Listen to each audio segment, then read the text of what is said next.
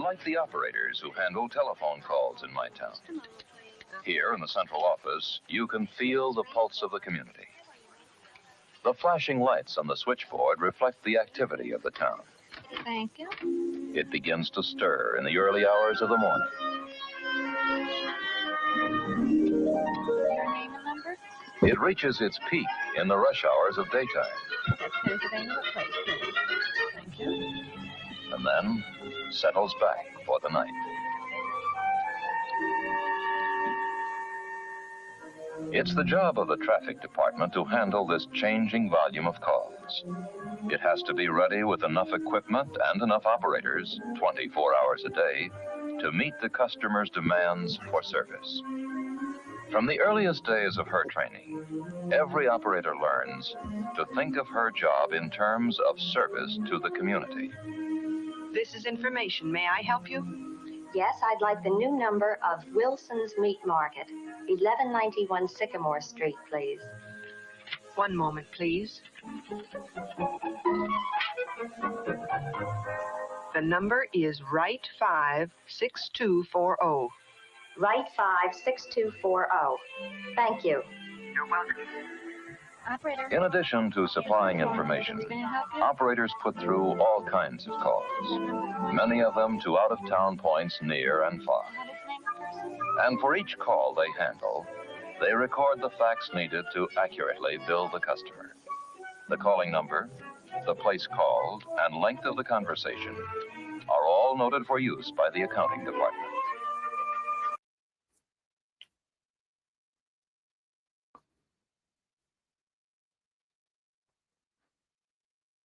All noted for use by the accounting department. Yes, even back then, with the Stone Age tabulatory system, the accounting department was not left out of the loop.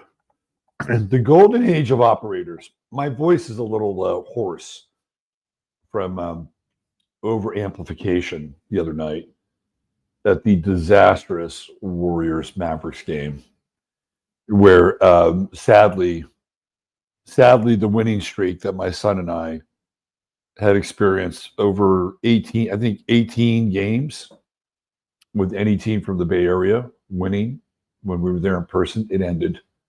It ended on Wednesday night in an ignominious finale with Jimmy Butler on a collision course with Kyrie Irving at the end of the game. Anyway, I'm here, even though my voice isn't truly here, but you're here as well, and I want to thank you for being here. It's the Friday FARcast with me, yours truly, Robert Phoenix, and Peaches. Miss Peachy is with us today, and she's feeling very frisky. I think she might have had a little hit on the afternoon catnip. I think that probably invigorated her sense of well-being, and she's feeling quite spry. So what's happening, everybody? Today is I decided it would be interesting, maybe productive. It would be interesting and maybe productive if we had a call-in show where you can kind of give some feedback as to what is going on in our domain, right? In our realm. And it just keeps getting weirder and weirder and weirder every single day. Like, you thought yesterday was weird? Oh, here's tomorrow. Hold my beer. Right? Like, how strange does it get when Elon Musk kid shows up in the Oval Office and tells Trump he's not the president and that he needs to leave? And meanwhile, let me dig a booger out of my nose and plant it on your desk. Can we get any weirder than that? I think so. I think that we haven't seen peak weird yet. Right? So what I'm going to do, here's what I'm going to do. I'm going to go through some stuff. and I'm gonna bring a few things up that I think are very strange. Also, just kind of news bulletins or news flashes, touching on Chernobyl. Now we're talking about Chernobyl. Oh, by the way, the Pope is in the hospital, supposedly has tuberculosis, supposedly might even be on his deathbed. Do you want to add a little more weirdness now, like the death of the Pope? Oh, yeah. Let's turn the volume of the high strange up a little bit more. Oh, supposedly a Russian drone penetrated the Chernobyl shield, and now it's leaking radiation. And not only that, but there are murmurs of information coming out of Antarctica, where a supposed insider was there talking about what goes on in Antarctica, and that the Russians are very involved, along with the United States and Germany, in operations in Antarctica, and was there as a guest of the Russians. That's coming out, right? So it's not just your typical geopolitical stuff.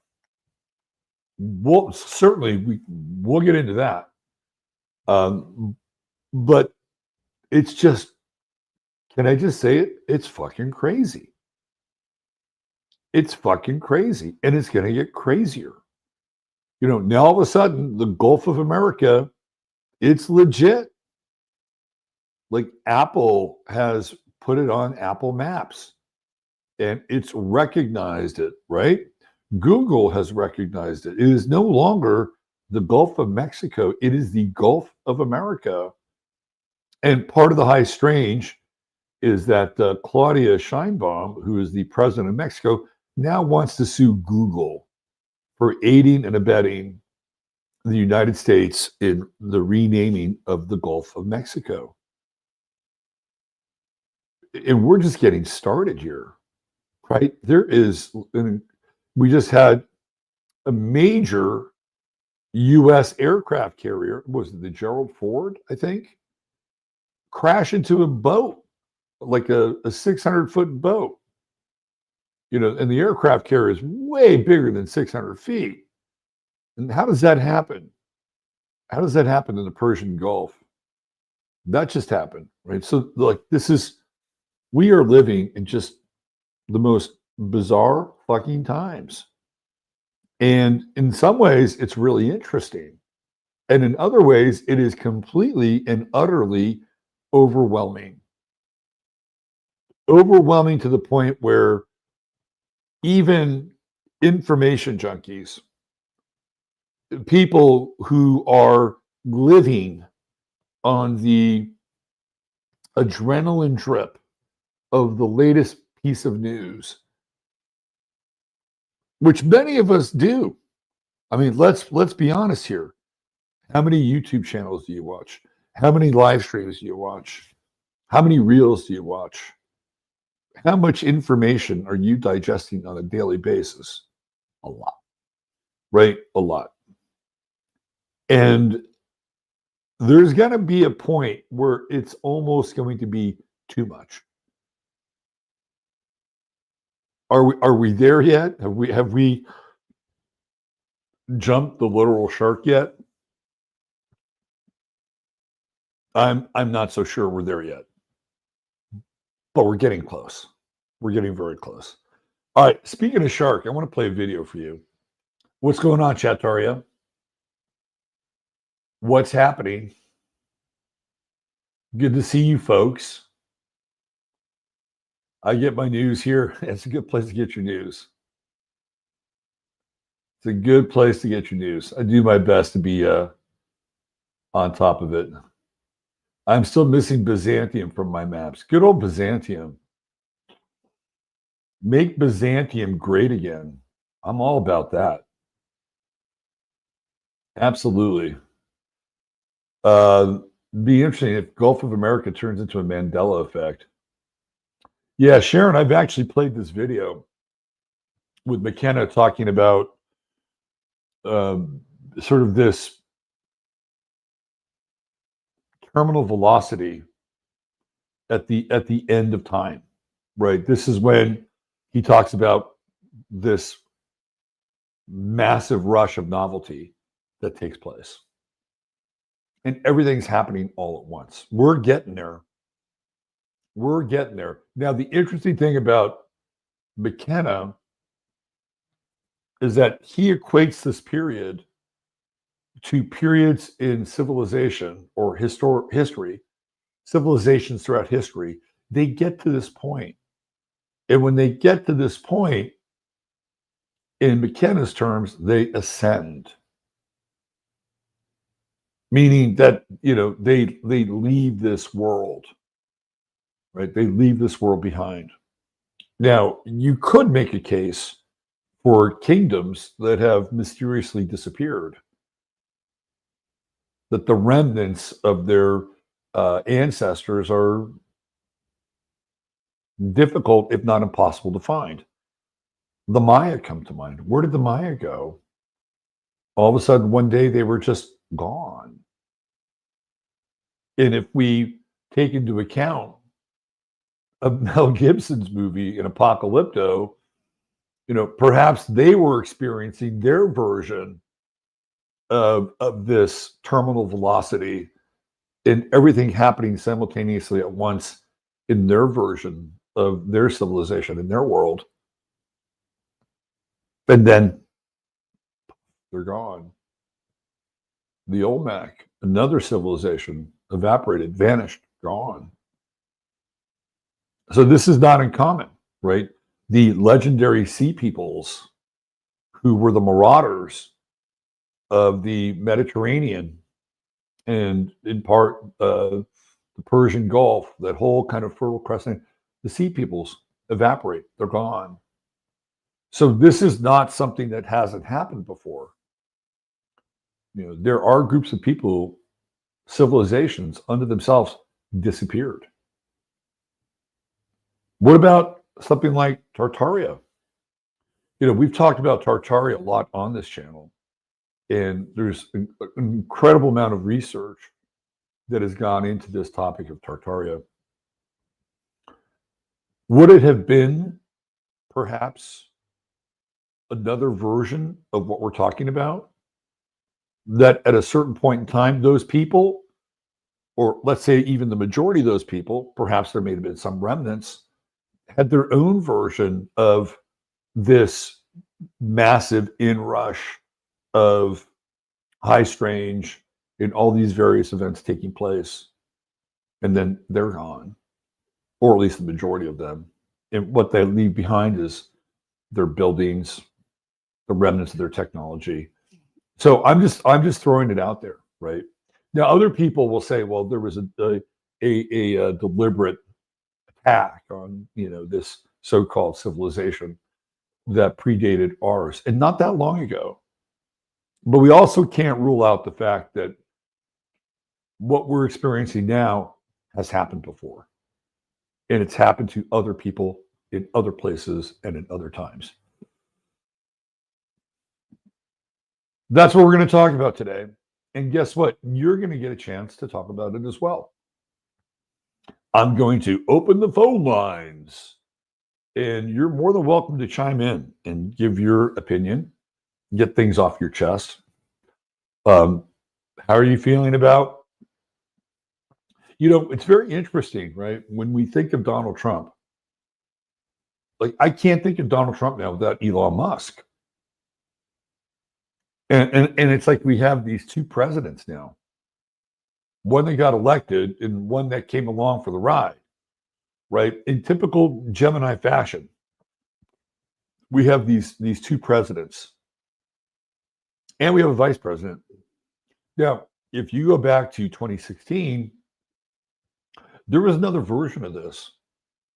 And that version was our friend Jared, right? Jared Kushner. Jared Kushner was the other president in 2016.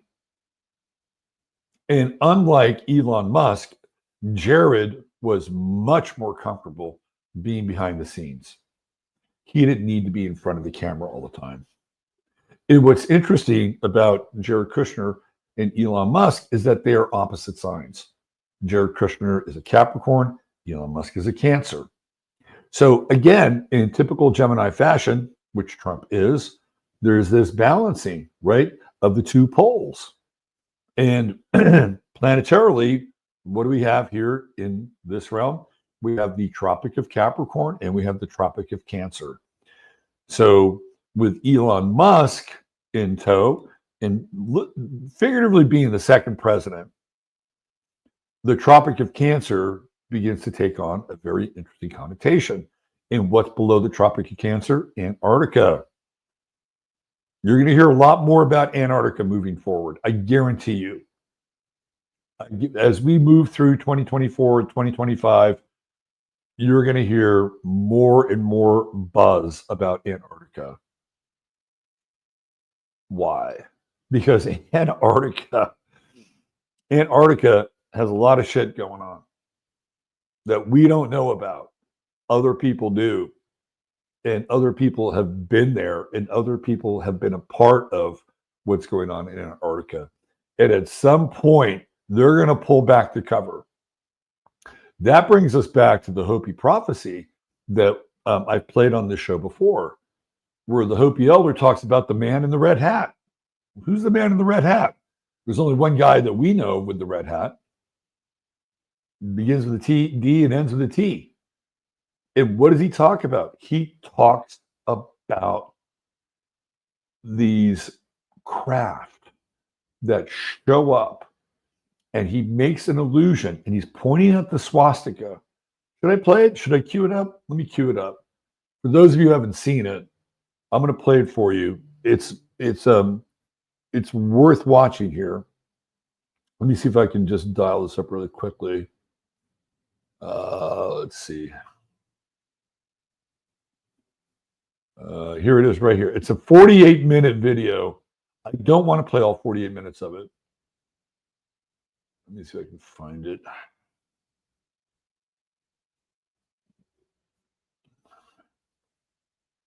Let's see. There it is right there. That's what we want. Now here's a 27-minute video of it. I don't want that. 35-minute video. I don't want a lot of like interpretation from other people. I want the straight stuff here. The man in the red. Okay, so what I'm going to do is I'm just going to go through one of these longer videos, and I'm gonna bring it up here.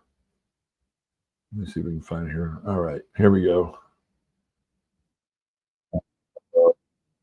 1 second. All right, here it is. All right. Here. I hope this guy doesn't interrupt it. I want to see. All right, so this is the Hopi prophecy that I am referring to. If you've watched the show, you know that I've played this before. And this is for a point of reference for those of you who have not seen it. And this is related to Antarctica. All right, here we go. The man in the red hat. Who is he?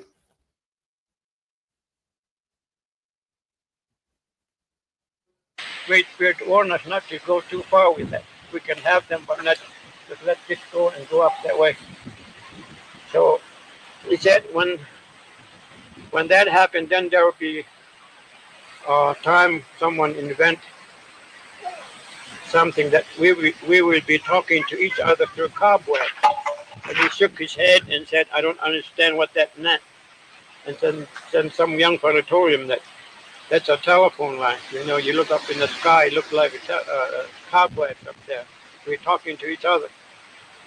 And pretty soon, there'll be a time we close everything in a room talking, doors and windows. But way over the mountain someplace, somewhere be hearing us talking. And I can't understand that, he said. And again, this one fellow told him that must be radio or TV. And then these period inventions will show where we are in this life as we go along. Then he said there'll be road in the sky. And he shook his head. He said, I don't see how anybody could build a road way up in the sky where people would be traveling. But they found out that it was airplane that be having a road up there, carrying people up there. So then he said, when that is fulfilled, there can be trouble on this earth because man has gone too far going that way. They're going to start fighting one another. They're going to be quarreling. They're going to be trouble all over. Young people will not respect for the elders, or elders will just neglect their children and go all out for this and that. They're just not going to have any more respect of things around nature that's provided, because we want to have those things.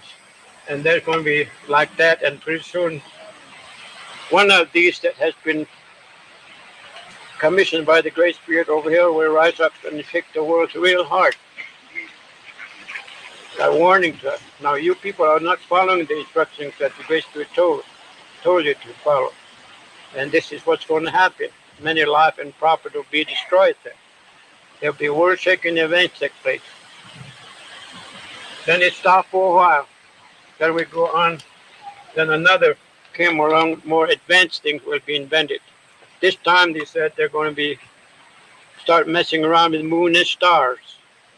And they must know that someday somebody's going to get to the moon. They said that if you ever get to the moon, don't bring anything down from the earth, from the moon down to earth. Because once you do that, then you are interfering with the balance of universe, nature, and everything going to be disrupted. And things happen on earth you cannot control. And even though you have all knowledge and scientific things, you can't. When earthquakes start shaking, you're going to be helpless. When a great wind becomes destructive, you're going to be helpless. This is what's going to happen here. So, but then we want many things there because there are other things going to be developed there. We began to see many money systems develop. We see the new gadgets of all kinds being developed. Then everybody wants to have a new car every year. We all work and strive, and we don't care how we get it. So we fight and we struggle and we do all that, and we forget the spiritual things. We forget ourselves, how we connected to the plate, the grass, trees, animals, clouds. We forget all those things, and we struggle and trying to get all this. And this is the place where someone would invent what he termed gourd full of ashes. He went like that, and it's going to be so small, but it's going to be so powerful that if anytime mankind ever allowed that to fall on the earth someplace, it is going to be so hot that it's going to boil oceans, rivers. It's going to burn everything to ashes. And he described what will happen when that ever took place. Out of it, much sickness and things will develop that man will not be able to cure some of those things.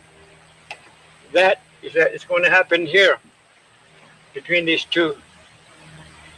Then there will be also another world-shaking events take place that another one stands up and said, now you people are not following the instruction. You're going too far away. Start destroying things. So they warn us again. And this time, this third one's coming up with much greater. This time there'll be someone's going to start farther away messing around with moon and stars. And the last thing he would invent would be a huge house that would be floating way up in the sky someplace, carrying people and things.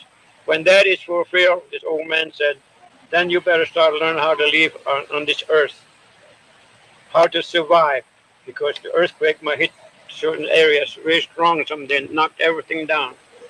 Or there may be a severe famine come along, or be a flood or storm, lightning. Everything starts hitting us very strongly because nature is going to be acting very strongly here.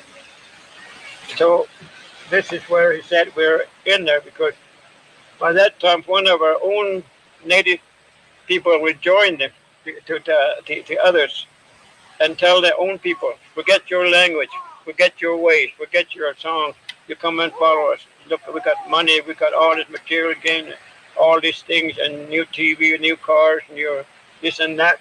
So just forget about it, come this way. And they will also try to influence many of our own people to go that way. But then they will advance in scientific things, inventions, but they're going to destroy themselves with what they invented if they're not careful. So now we're right in the spirit, they said. We are either go all out for this kind of thing, destroy ourselves, or come back, search our spiritual instructions, search ourselves within us, something that should link us together. Because now we know that we are all alive. We are all linked together. Talk about God, talk about Great Spirit, but no one really see Him yet. But we know there's something that keeps us alive. And that's why we call it Great Spirit, the Spirit within us, linked together with you and grass and animal, birds, everything. It's this air that we're all breathing right now. We're all linked together with that. So we are alive. We are living with this grass, animal, birds, everything. We are all together because we are breathing this. Now, if we pollute this air too much, then we're also destroying ourselves with what we invented. Because they said we may come to that at this period when the sun will rise is blood red someday, sets blood red someday, and I've seen that. It's already polluted so much in the east and west coast that when the sun comes out, you can see it real bright red coming out, sun, blood red. So this is what they said. The second one will shake us up real hard. Now we are coming to this last one. What we say is a purification of this continent here, because this is where the Hopi say that within the spiritual center, which would cover all this four corner state area, Arizona, New Mexico, Colorado, and Utah.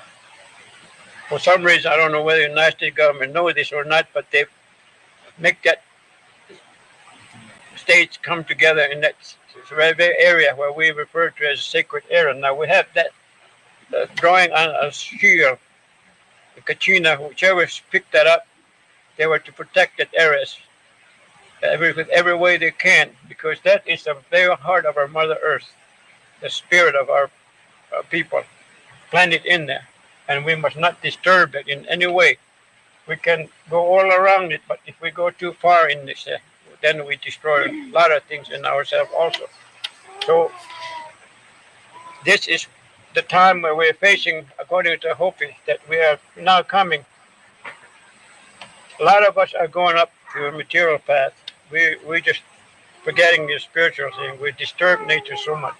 They're fighting and warring and they're quarreling, and people with the same language, and they were testing out a lot of things in our own way, because we got so smart, intelligent now that we're going to be start making people ourselves. Now found in record there are some people now trying to make people in test tubes, and they're eating pills now. I think that we're going to better ourselves.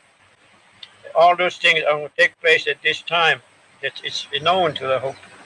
And then also the life would be down to a level that was just before the other destruction came. There'll be restlessness all over. There'll be people here and there running here and there, because we can get to here and there real fast now. And we just won't sit still anymore.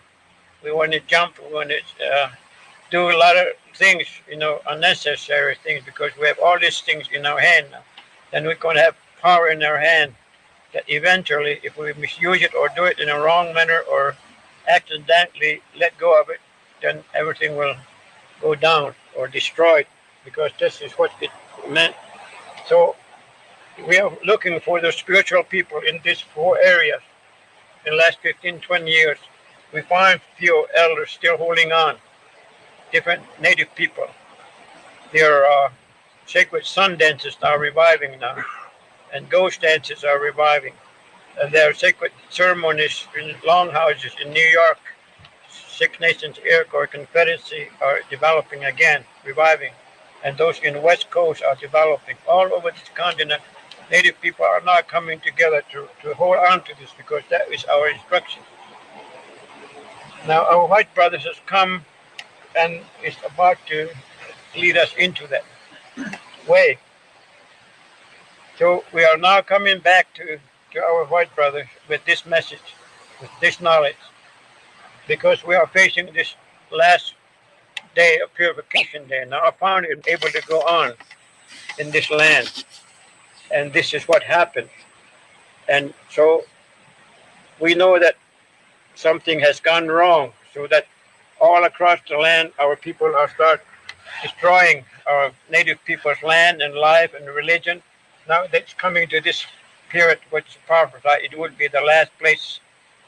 Whether the white brother realize it someday and start correcting and stopping and changing something, because sooner or later purifier is going to come and bring about full cleansing of this earth. Because if you can't do it, even you talk about religious, good moral principles, good government or principles, yet you can't stop these things, then these purifiers will have to do it with power and might, because Great Spirit gives them all the power to develop.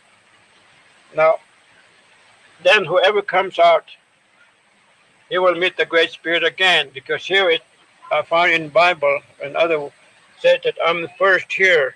I have taken care of this land. I'll let you take care of it. I give instruction. I go away for a while. I let you go on your way. Now, if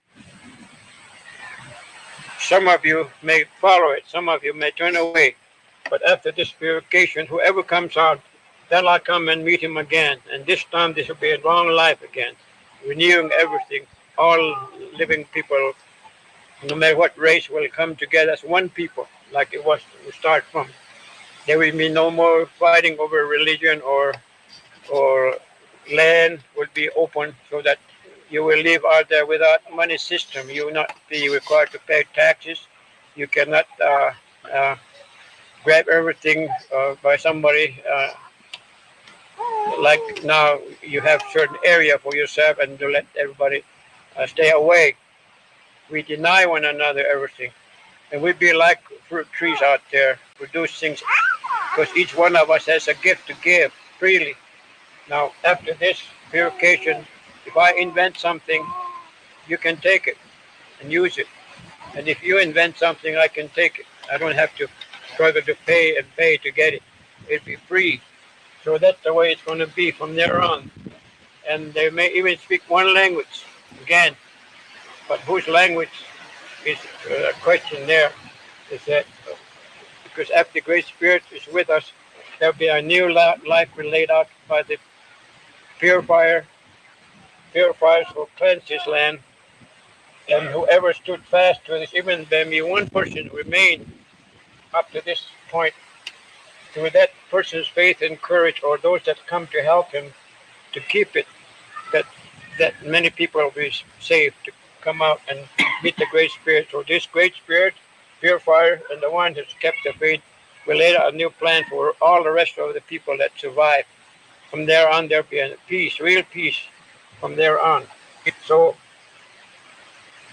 after many years of knowledge along this line, about 6 or 7 years later, after they told me about these things, I was wondering about who are those people that's going to purify this land? How are they going to do it? So they explained to me, we have a gourd rattle that we still use in our ceremony. And that gourd rattle represents the world. On one side, this figure is on the drawing. And another one is on this side. There'll be a gourd rattle. We still use them. The one old man told me, take a look. Whoever has this symbol in this world going to shake us up 2 times.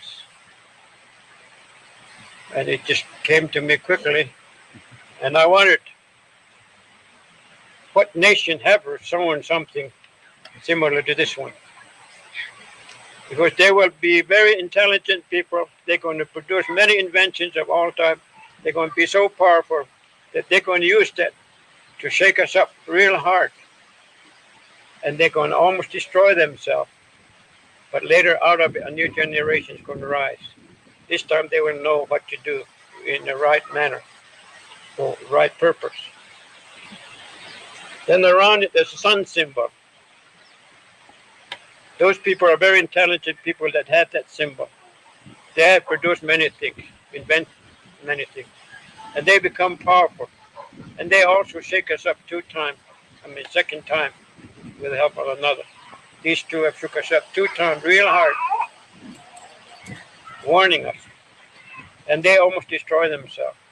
But out of it, a new generation is coming, stronger, much better equipment, everything, powerful things going to be developed by these 2 people.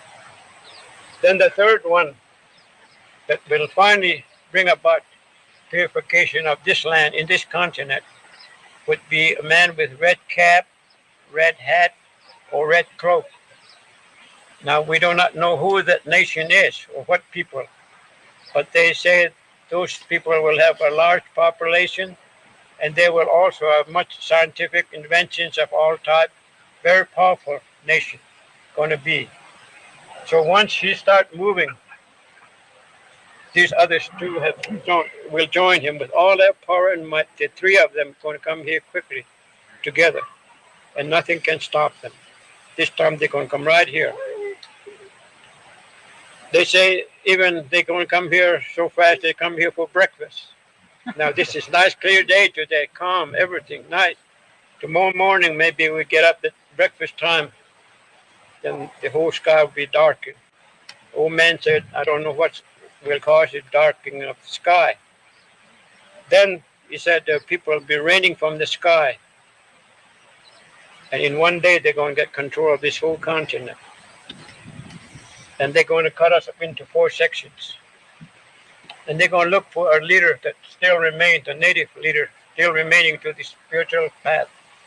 And to him, they will gather people here to him. And they will say, now these people, I gave them the religion and the duty to produce things, to invent things, and to become powerful people. When they came here, what have they been doing to you? Now, suppose he was the last chief still remaining in this area. They will ask him, and they will say, well, those people have destroyed my people. They have taken care of and taken everything from my people, land, rivers, and hunting rights, and everything that I used. They just took it away from me against my opposition. Then those that have done that, what we call purification, would be the real wicked people. People who have taken advantage of them in that manner. These figures had no heads on them. That will be their supreme punishment. Because right in daylight, right in public, they're going to weed out those bad people and they're going to chop their heads off, they said. And that is what they said will happen. That's first punishment. Then they say, what about these people here? And he will look at them and said, well, at least they make an attempt to help us. They did try to do something to help us, protect us.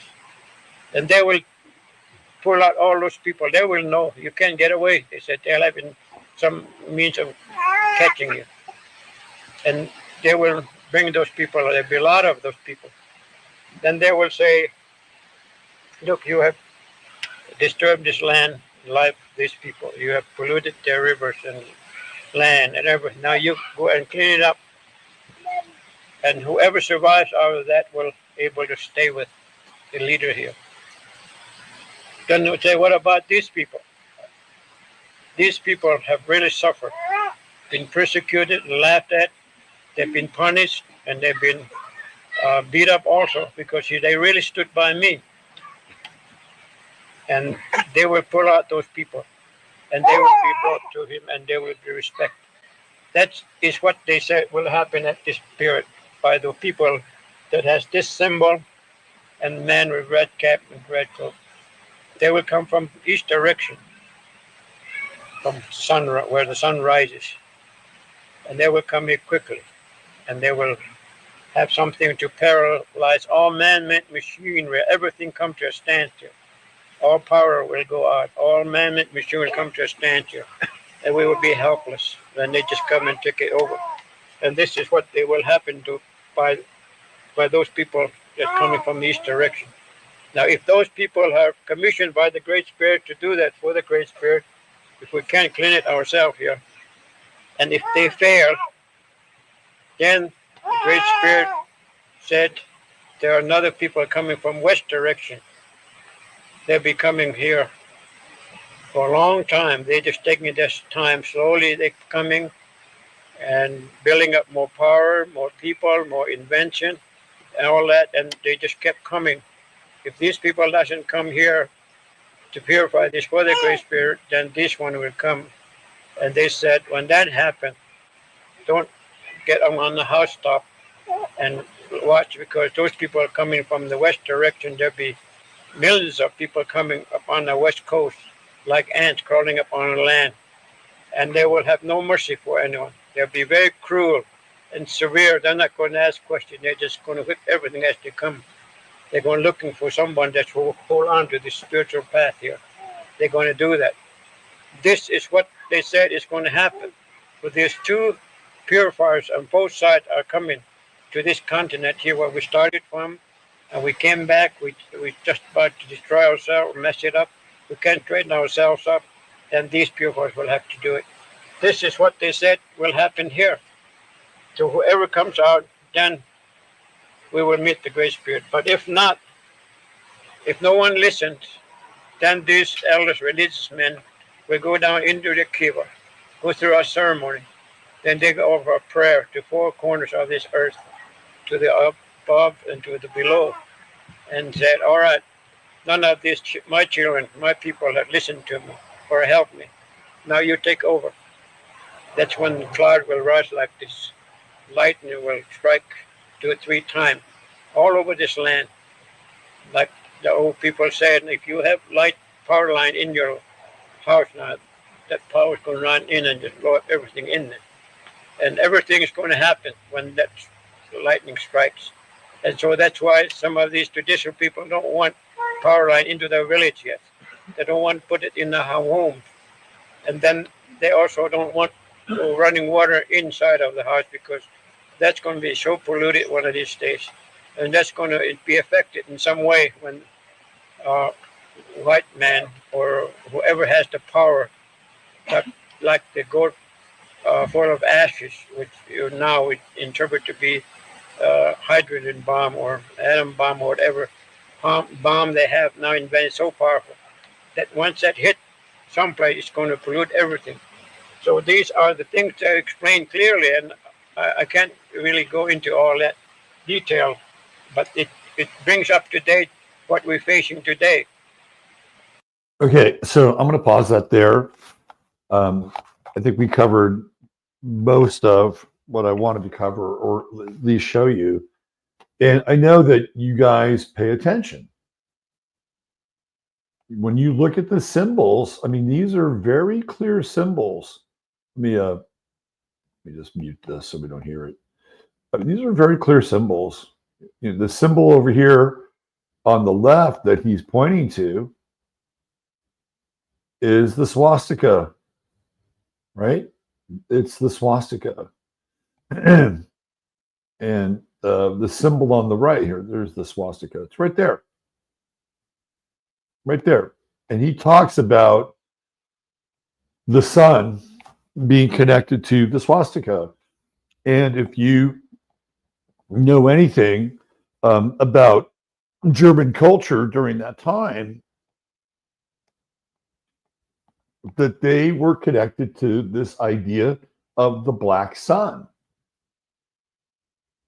The black sun is a symbol for the German, certain members of the Germanic people who were aligned with the Nazi party, or not Nazism, the Thule, right? The sort of the esoteric branch of this kind of Germanic technological eruption that's taking place during the late 30s and mid 40s. So the black sun is a prominent symbol. And so we have the sun around the swastika. Now, if you go over here to the other side, right? What's on the other side? The other side is the Iron Cross. which is a symbol that was used by Germany in World War One. Right there. So you have the Iron Cross and you have the swastika. And he said they shook us up good 2 times and almost lost everything. So if he's referring to those 2 times as being World War One and World War II, then he would be correct. And what he's inferring here is that the man in the red cap, or the red cloak, or the red cape, but we're going to go with the man in the red hat, whom I believe is Donald Trump, is in partnership with the guys who nearly destroyed themselves. But when you get into some of this stuff that's starting to leak out about Antarctica, it's not just the Germans, apparently. It's the Germans, it's the Russians, it's the Americans. And I've also, in this video, I'm going to see if I can find that video. They also talk about Israel's being a part of this as well. So when he describes the sky becoming dark, to me, it's like reminiscent of like a massive amount of airships in the sky and literally covering the sky like tiles, and then people descending from like raining from the sky. Right. This is what I'm picturing. I'm sure you're picturing something similar. And this idea that all the power can be cut off at once. Like, this is not anything that we haven't talked about. Whether it's the 3 days of darkness coming out of Q land to an EMF that could hit us and take all the power out, right? So he's reiterating themes that we've already discussed before this guy was discovered, we started to talk about this video. That's all stuff we've talked about. So for me, the interesting part now is when he talks about the purification. So there's something fascinating about these people without their heads. Right? Like, clearly there is a public demonstration of people who have fucked with the environment and they lose their heads. Now, he's talking about this from an ecological perspective.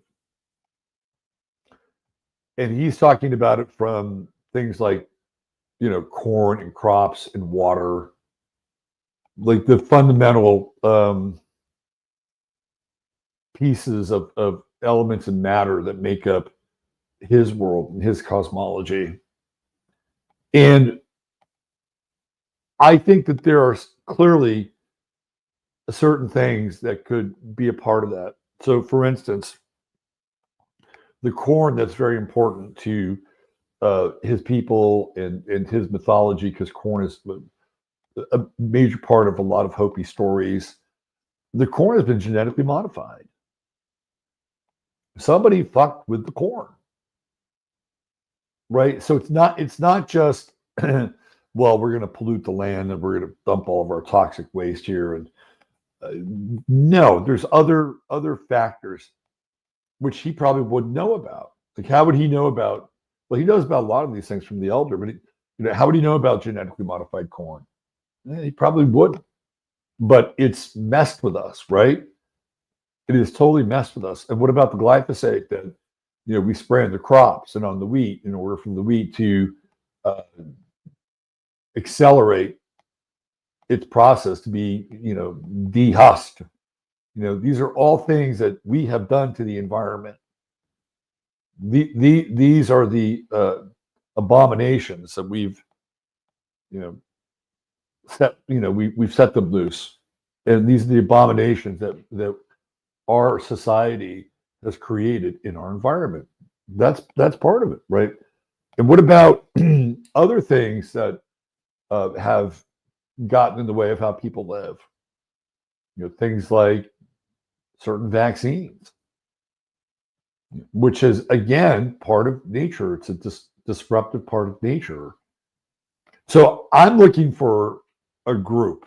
I'm looking for a group of people who wind up getting paraded out into the public and are made an example of. And I think it's those people, the people who've been in charge of disrupting our relationship with nature, not necessarily polluting it, but disrupting it and creating a synthetic interface. And you could easily come up with a handful of names very quickly. Tony Fauci and Bill Gates come to mind. And if I spent reasonable amount of time thinking about it, I could probably come up with about 10 more. So I think this is what he's alluding to. It's not people who have, physically dumped toxic sewage into the system. It's people who have dumped toxic products across this spectrum of the things that we eat and the things we bring into our body, whether via some kind of medical intervention or even the water we're drinking, right? So I think I'm trying to get a handle on who these people are. That's kind of where I'm going with this. And a lot of people there's a reason why I have the screen up still, because I'm gonna bring up one other thing. I think a lot of people are at this point where, it's okay that Trump is on this rampage and all these things are getting cut, they're going through USAID, and it doesn't really, in some ways, it doesn't really matter or count unless people are held accountable. It's great that there are a bunch of government workers who probably don't do shit, who are going to take a buyout and, no longer have their government job. They're not really theoretically adding to the system. I think it's great that these NGOs and these organizations, these groups who are being funded by USAID, basically money laundering, I think it's great that they're not getting their money anymore. You're kind of starving, right now we're kind of starving the parasites, right? This is what's happening. But I don't think it fully works unless we have accountability. And that there are people that are brought before the public, and not just one or two scapegoats, but an entire cadre of people who have, through profit or by profit, have completely and utterly destroyed trust in just about everything we do. Like, whenever you go to a restaurant now, first of all, do you trust the food? Based on what you know about food, depending on where you go, it can be sketchy. Do you trust the people preparing your food? Right? Do you trust what happens after you eat? So there's been a fundamental fracturing of trust across the board. And when that happens, there has to be some kind of resolution. We have to rebuild our ability to trust in the things that we are eating, imbibing, breathing, whatever they are. You can say, well, just grow your own or do your own or whatever. Well, that's fine. You can do that, and so you have more control over it. But even the things you grow are going to be subjected to whatever kind of variables are in the system. So whatever is coming down from the sky that is not really all that healthy for us, or what's coming through the water, which is not that healthy for us at times as well, that's going to go into your food.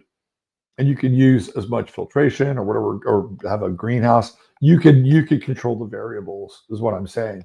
But a lot of people can't. And So we have to rebuild this trust.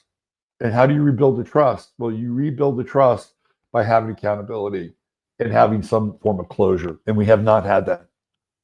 We haven't had it for just about anything. So this idea, and I know it sounds kind of brutal and very French revolutionary, this idea that there would be people that would be guillotined in the town squares or the streets might sound savage, and it might sound absolutely, just riddled with mob rule. I do think that, honestly, there's a there, right? There's a closure there. And not only is there a closure, but it's also a clear message that you don't fuck with people, right? You don't fuck with people. You don't fuck with our food supply. You don't fuck with our water. You don't fuck with our air. You don't fuck with our children. Like, that is a clear signal.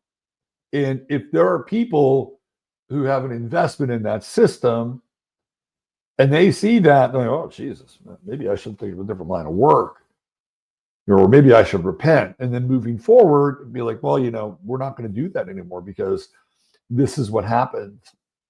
This is what happens to the people that violate this. I mean, in some ways, we need some very clear, hard stops. So the visceral moment, right? We don't have the visceral moments we have are really kind of random. It's like a YouTube video or TikTok video, and maybe somebody's an asshole and they're provoking somebody, and the guy that they're provoking just had enough and then cold cocks them, right? And they're out. Yeah, it's nice and everything, but it's not really the thing that is going to, in some ways, create a sense of closure. So this is what I'm kind of getting at here. And there are a lot of people right now that are at this point where they would welcome that. And I've talked to people who are on the right side of the spectrum and the left side of the spectrum, and not people who on the left who want the people on the right to get their heads chopped off. They're kind of more in the middle. You just talk about Karen Bass, and it's like, oh, let's all converge in the middle.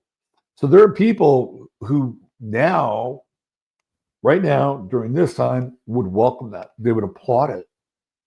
They would say, yes. And it would be shocking, right, to admit that we would have very little issues with seeing the heads of people who have fucked us over roll. If we're really honest with ourselves, really, and it's just like, oh, well, geez, I got to admit to myself that I wouldn't mind seeing a public execution or two. Like, I think the appetite for that is in the air. So if this does happen the way that this elder is talking about, well, you're kind of killing two birds with one stone.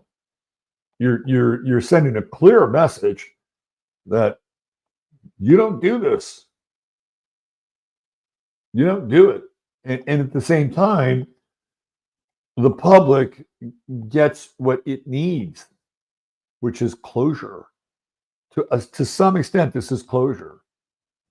So these are very revolutionary times. Pluto in Aquarius, the American Revolution. And by the way, the French Revolution happens a little bit later. It's still in that Pluto in Aquarius cycle. It's a little bit later, right? It's like, okay, the American Revolution kind of wrapped up. Okay, it's the Frenchies' turn. Very different kind of revolution, by the way. Very, very different. One guy, Thomas Jefferson, plays a role in both. Thomas Jefferson kind of wrote like this, constitution for the French. I mean, it's not a constitution like our constitution, but he put a lot of thought into it, and he wrote it out and said, here you go. You can use this. This is your template for what you're going to do.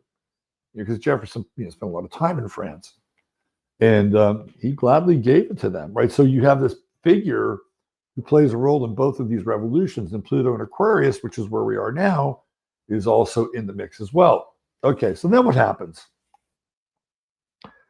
Now there are two groups. One group is tasked with cleaning up the environment, supposedly. The other group is like, hey, you guys are good. You guys are good. You don't really have to do it because you've been persecuted. You've been attacked. You've been on the short end of the stick. So you get to cool. And I don't know who those people are. I suppose you could probably throw some darts.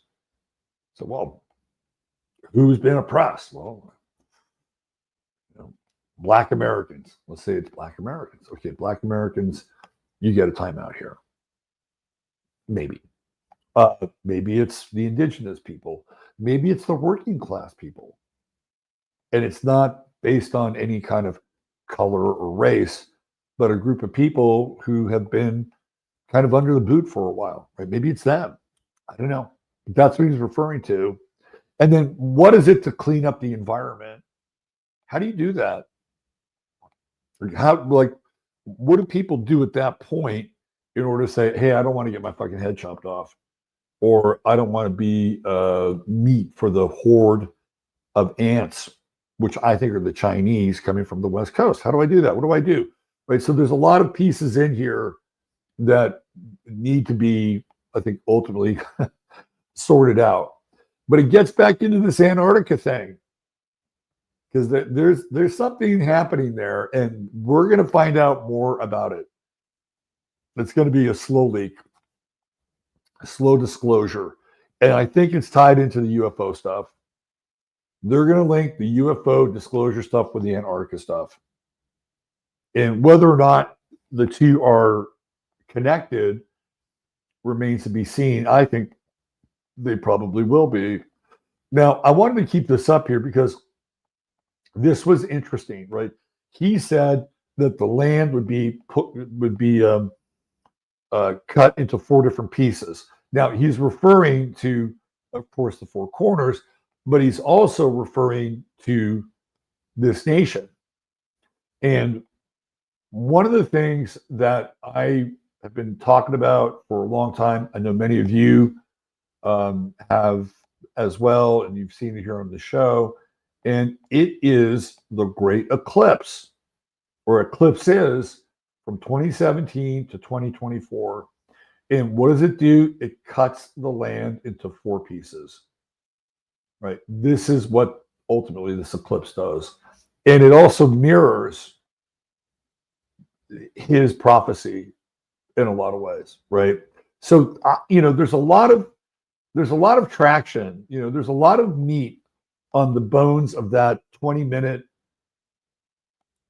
interpretation of Hopi prophecy.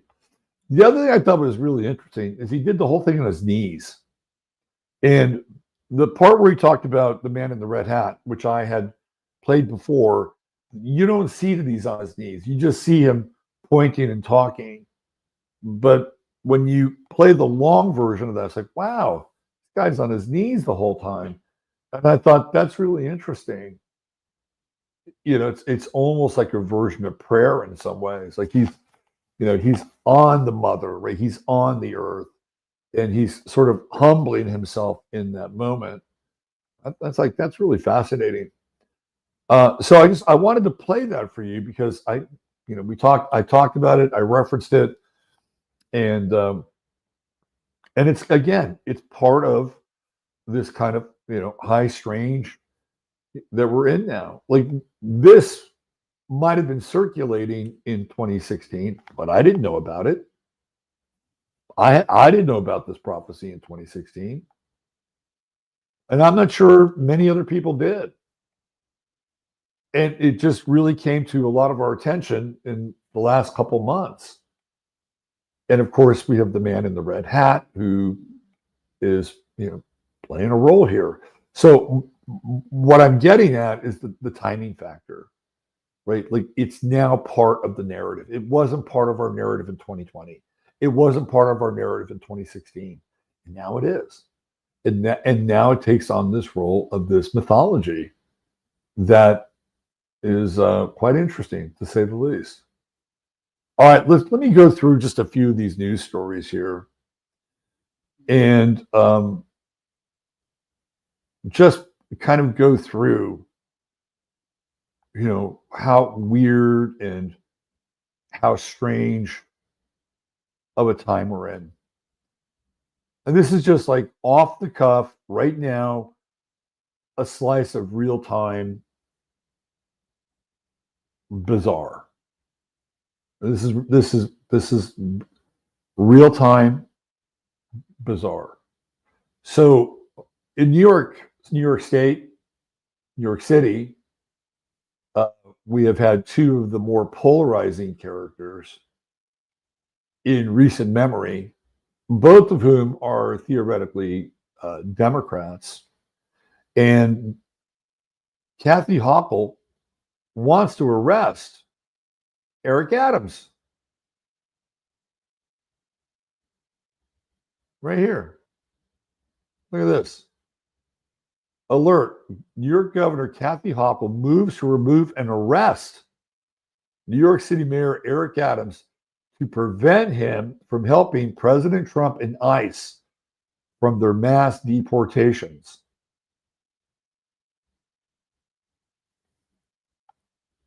It's like their house divided. They can't even agree on the same policy.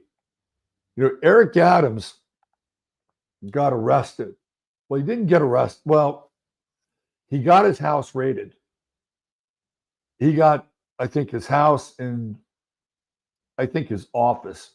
It was all raided. It was all raided during when Biden was president, right? But they raided his place. So they've got all these documents on Eric Adams. And Eric Adams is a rat. He was born in the year of the rat. And so he'll jump ship. He'll do anything. If somebody's got the money and he can do their bidding, he'll jump ship. And that's what he's doing. Whether or not he's being forced to jump ship because they have the dirt on him, or he just understands that there's a better opportunity by working with ICE and with Trump, he's going in the other direction. And now Kathy Hochul wants to fucking arrest him because he's going to cooperate with the feds and ICE to get people out of New York City. More high strange. How's that going to go down? Is Kathy Hochul going to send in the New York State National Guard to remove Eric Adams? And if she does, what's going to be the response of the federal government? This is just a very small sample size. Very small sample size. And that's just today. Right now we've got a power struggle and a war going on between these Democratic operatives in New York City. That's just one, right? And I'm just doing a skim. I'm just doing a bit of a skim here. What else do we have?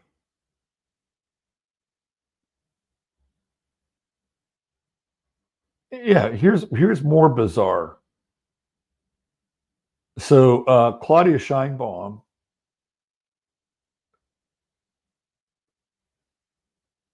is basically saying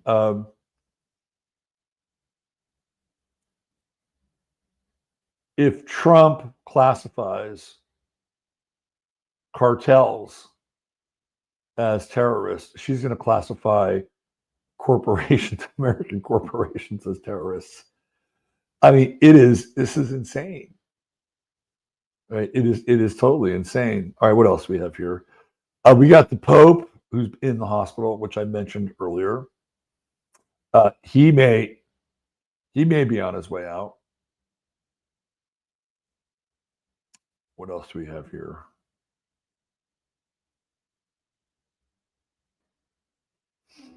How do you guys feel about the bird flu? right? It's this thing that's kind of happening in the background, which I haven't talked a lot about, mainly because I don't want to give it any more, and I don't want to give it energy. You know what I mean? It's like, I don't want to feed into, oh, the bird flu is the next thing. We better be prepared. We better get ready for lockdowns. And I just don't want to go there, which is why I've stayed away from doing a lot of commentary on the bird flu. However, it is not going away. Whatever is happening there is not going away.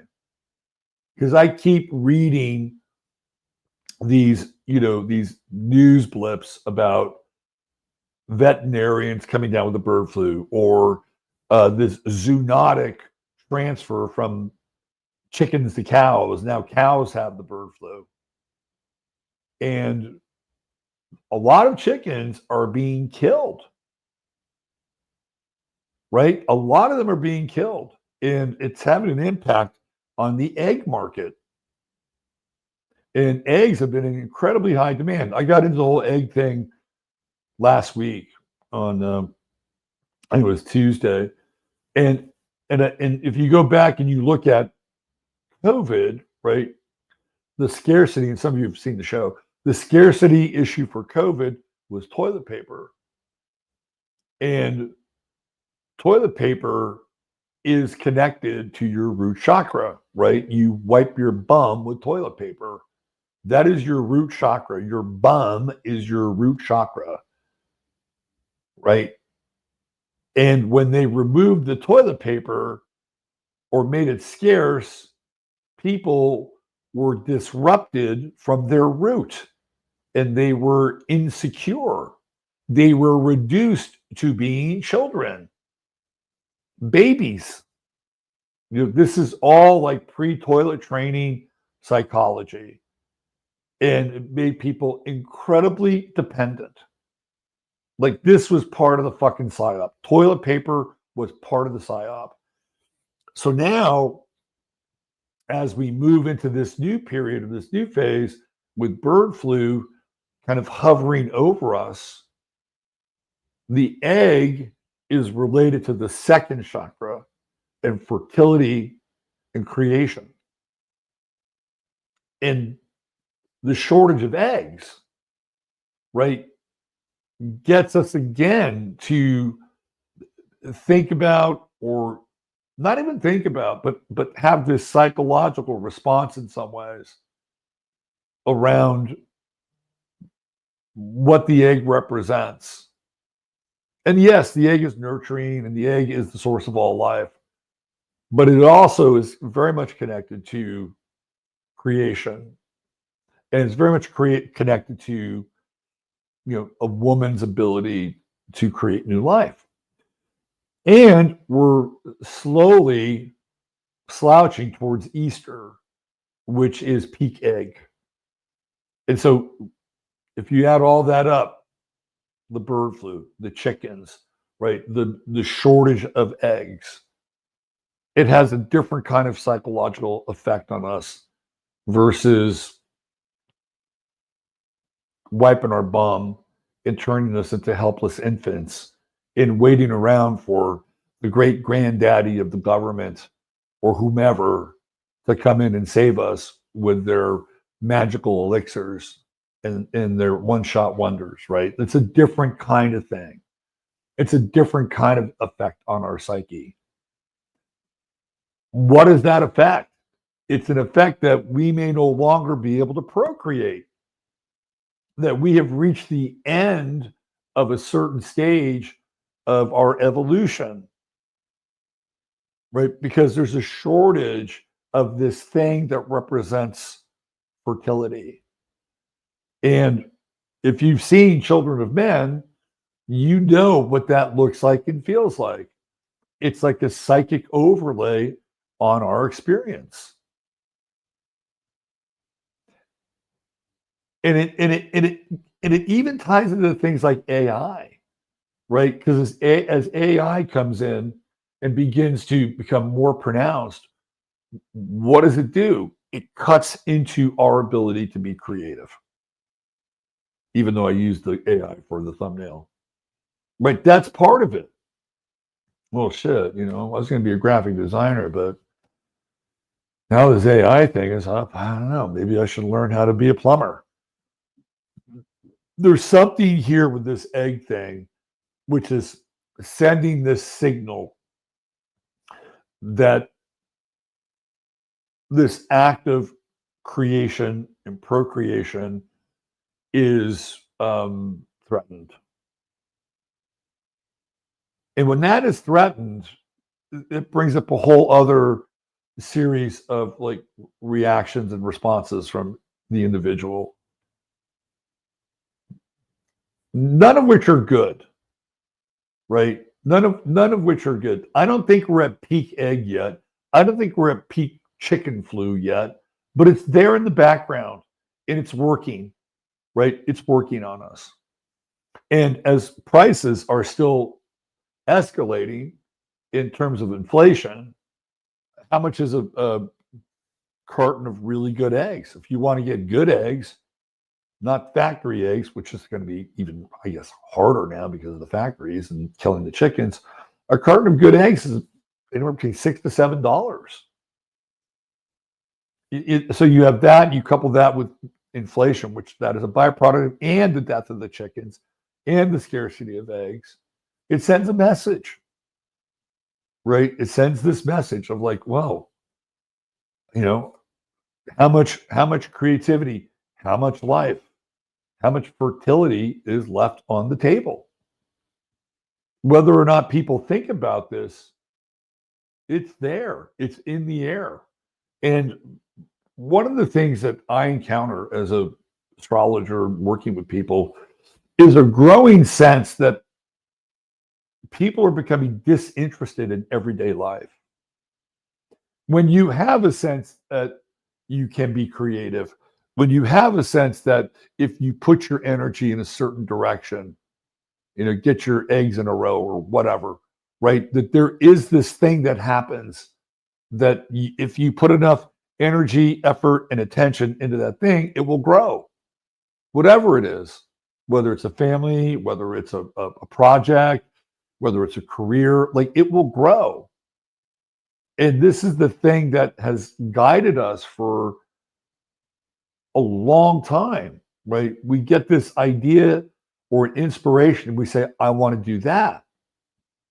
And we begin to do that and move towards that. And it becomes this process of unfoldment and exploration and challenge and seeing how we can rise to the occasion, meet it, get better at it, right? This is all part of the human experience. And this is what we have lived for, this entire process. And what happens if that process is disrupted?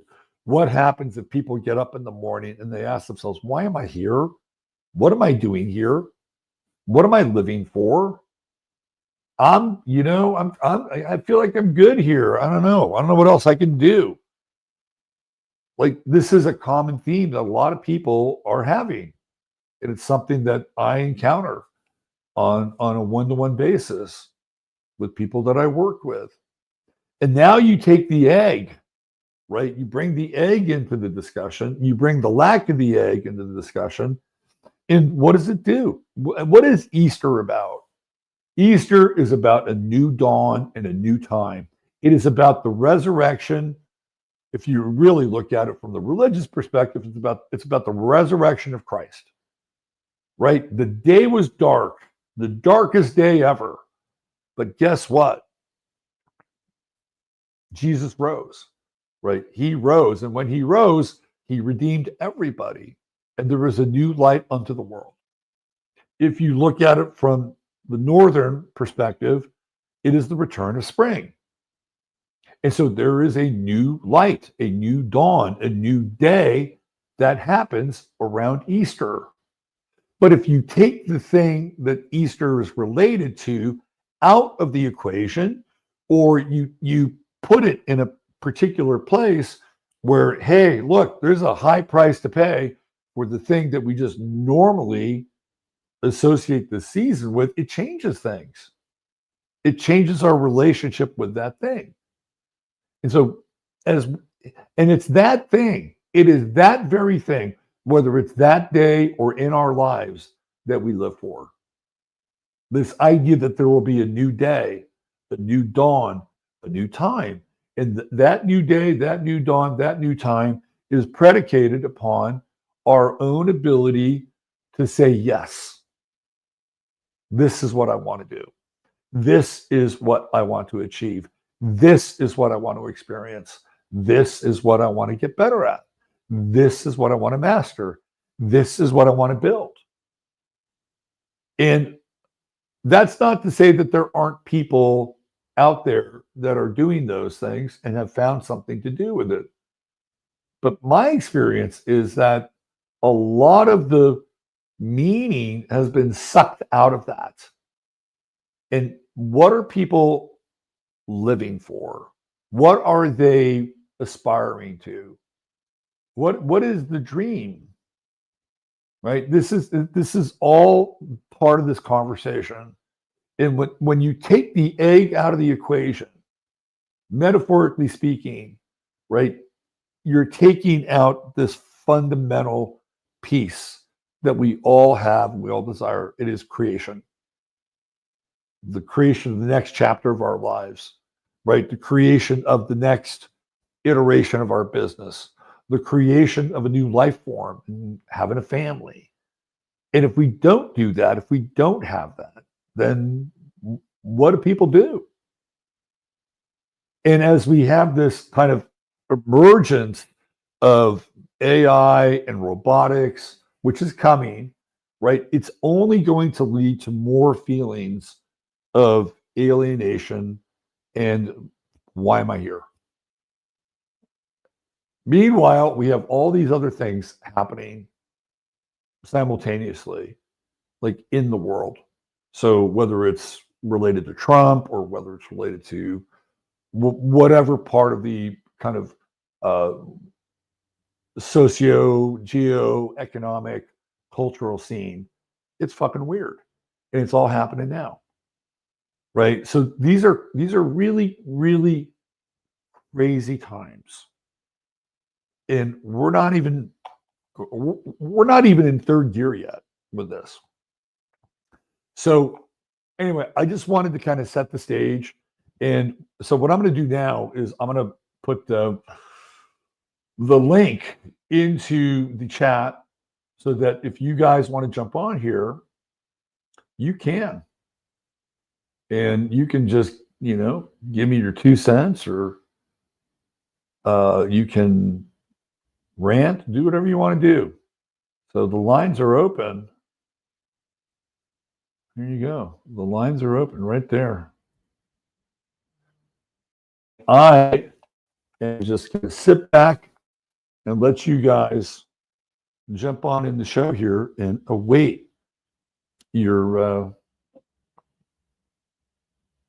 wisdom, your humor, your intelligence, whatever it is, your anger, your grief. I am here for you. I am here for you today. I am your witness. I am your open heart. I am your open mind. And I'm also interactive. So there you go. Put it right in there. Do it again. All right. We got my man. We got my man, the immortal one. Hey, What's up? It's Zealous, immortal, right? I'm going to be changing it up to eternal. I'm kind of in between upgrading my vernacular. But I like the eternal. That's cool, man. Yeah. Like I've been thinking a lot, right? Because we got the swastika on that thing with everything going on right now. You just talked about the eggs, right? So, Yep. On my channel, I've been doing a big study on the Bach saga. I had made a conclusion of it, but then I found a new channel that has inspired me to get back to it a little bit later. But the swastika has an origin story in the Bach saga, and the swa is etymologically the sulfur, right? So this would be a sulfur spinning wheel that the high king of the original family that seeded Earth and its creation, they would look at the year ahead and make a decision. They would either spin the swastika clockwise or counterclockwise. So it actually matters deeply if we're talking about this level of prophecy. So whichever way that swastika is properly interpreted to be spinning on that relief, on that painting, it means increase life if it is clockwise. It means increase knowledge if it is anti-clockwise. So that's because of the payoff. Remember the movie Idiocracy? The whole plot was we're losing our intelligence because we're making too many kids and we're not catching up with education. That's the whole plot of the movie Idiocracy. And it's the problem. The mindless drones are because they were in the big classrooms. I was in special ed, not because I was fucking retarded. It was because I was a starseed. Nobody knew what the fuck that was at the time. And an empath and all these things. And so I got the luxury of the small classrooms with the more intimate attention as I was having temper tantrums and the teacher had to sit on me for yelling like a baby about nonsense, right? I was pretty fucked up emotionally on a weird level. And now that the world is as Aquarian weird as it is, I finally feel fucking comfortable. Yeah, man, I understand that. No, I get it. I have my own version of that. Hey, so Z, I want to ask you a question in terms of the clockwise and the counterclockwise. Okay, so if we theoretically, and I say that with quotation marks, have made a turn to the right with the election of Trump, that would be clockwise, right? It's going to the right, right? And if you go to the left, it's counterclockwise. So do you think that there's some corollary with the sort of the political winds shifting and going to the right, and then the swastika going to the right as a kind of a corollary as well? Yeah, I would, because you see, it is interesting, right? Because we look at guys like Elon, we look at the people we've had in, we look at the promise of the technocrats to come, and it feels more like an increased knowledge kind of time with the eggs and all that stuff, right? And it's a question of who's going to let that psychic manipulation, this kind of scalar wave in the psyche. It's not even technology. It can be done by the way they cover the atmosphere of the zeitgeist, the overall network of communication in just through language. This is why Cliff High's work is so remarkable and very agreeable to my similar conclusions on things. Yeah, so maybe it's going both ways because of the manner in which so many things are villainous and so many things are just like listening to you and Russ Winter. The last discourse you had I was just like, it's an argument. It's the most agreeable argument I've ever fucking heard in my life. I agreed with both of you guys simultaneously. Right. Yeah. It does reflect the complicated way somebody trying to figure out what the fuck is going on with this guy, because I've never seen a Gemini so fucking hard. Yeah, right. Yeah, and even this whole thing with like Elon Musk and the co-presidency, which is a total Gemini move, and he had it before with Jared, and Jared, being the Capricorn, was more in the shadows, and Elon Musk wants to be his, fucking mascot, right? So that's like total Gemini shit. Like, we are just in such a weird part of the universe now, and part of me really likes it. Like, I'm into it. There's no lack of things to talk about, but there's also no real steady ground in a lot of ways either. So in order to be a part of it, you kind of have to, let go a bit and roll with it and see where these different perspectives will take you. Yeah. So And also just to know, right? We use the word swastika, but because that is a Sanskrit word, every culture has that wheel, right? Yep. That wheel has that meaning. That's why the symbol. Box Saga has such a compelling answer to the unification of all of these ancient customs and aesthetics. And so the word that is most well known in European tongue for that is called the Fylfot. Fylfot. You would see it on medieval shields. I think Teutonic knights would sometimes have the Fylfot design. It's like the swastika, but it's they're a little bit shorter on the bars that kind of blade out, right? They're a little bit shorter, but it's called the Fylfot, right? So a lot of times our sensibilities are triggered by things that are, what's the narrative? Cultural appropriation, native sensibilities, right? It's just like, okay, fair enough. We're not from a Sanskrit speaking language, but hey, look at that. I found the more appropriate word. So I'll just call it a Fylfot from now on, and nobody's triggered. It's not even close to the word swastika, but it's our name for that symbol. Yeah, cool. I dig it. Hey, tell people about your YouTube channel and where they can find you. Thank you. I have 2 channels. I have Zeralath Immortal. That is where you get me talking about all of the stuff I love to talk about, esoteric and occult knowledge and things like that. I'm currently reading a book on Norse magic. And like I said, I've done the Box Saga, and I also have various kinds of interviews with all sorts of different people, including recently I had Micah Dank on, and I'm having conversations with Ryder Lee and Mario Garza and other people, friends and networks. Mario's done great work on the swastika. Yes, exactly. He'll tell you a thing or two. Also, we're gonna have him on when we get a chance to properly schedule it. Have him talk about his polar symbolism, and he doesn't know as much about the Box Saga as I, who dived right into it and have been thinking about it for a long time. So I'm going to help his polar game in an awesome live chat. Cool. Excellent. Yeah. Yeah. Hey, I love the Tau cross, man. That's cool. Yeah. The Tau cross? Yeah, on your neck. Yeah, that's the Tau cross, right? Kind of. This is this is there's a bottom part to it. It's 2 talismans that I wound together with copper. The top one is the Urnmusil, which is Tyr's symbol. It is the world tree.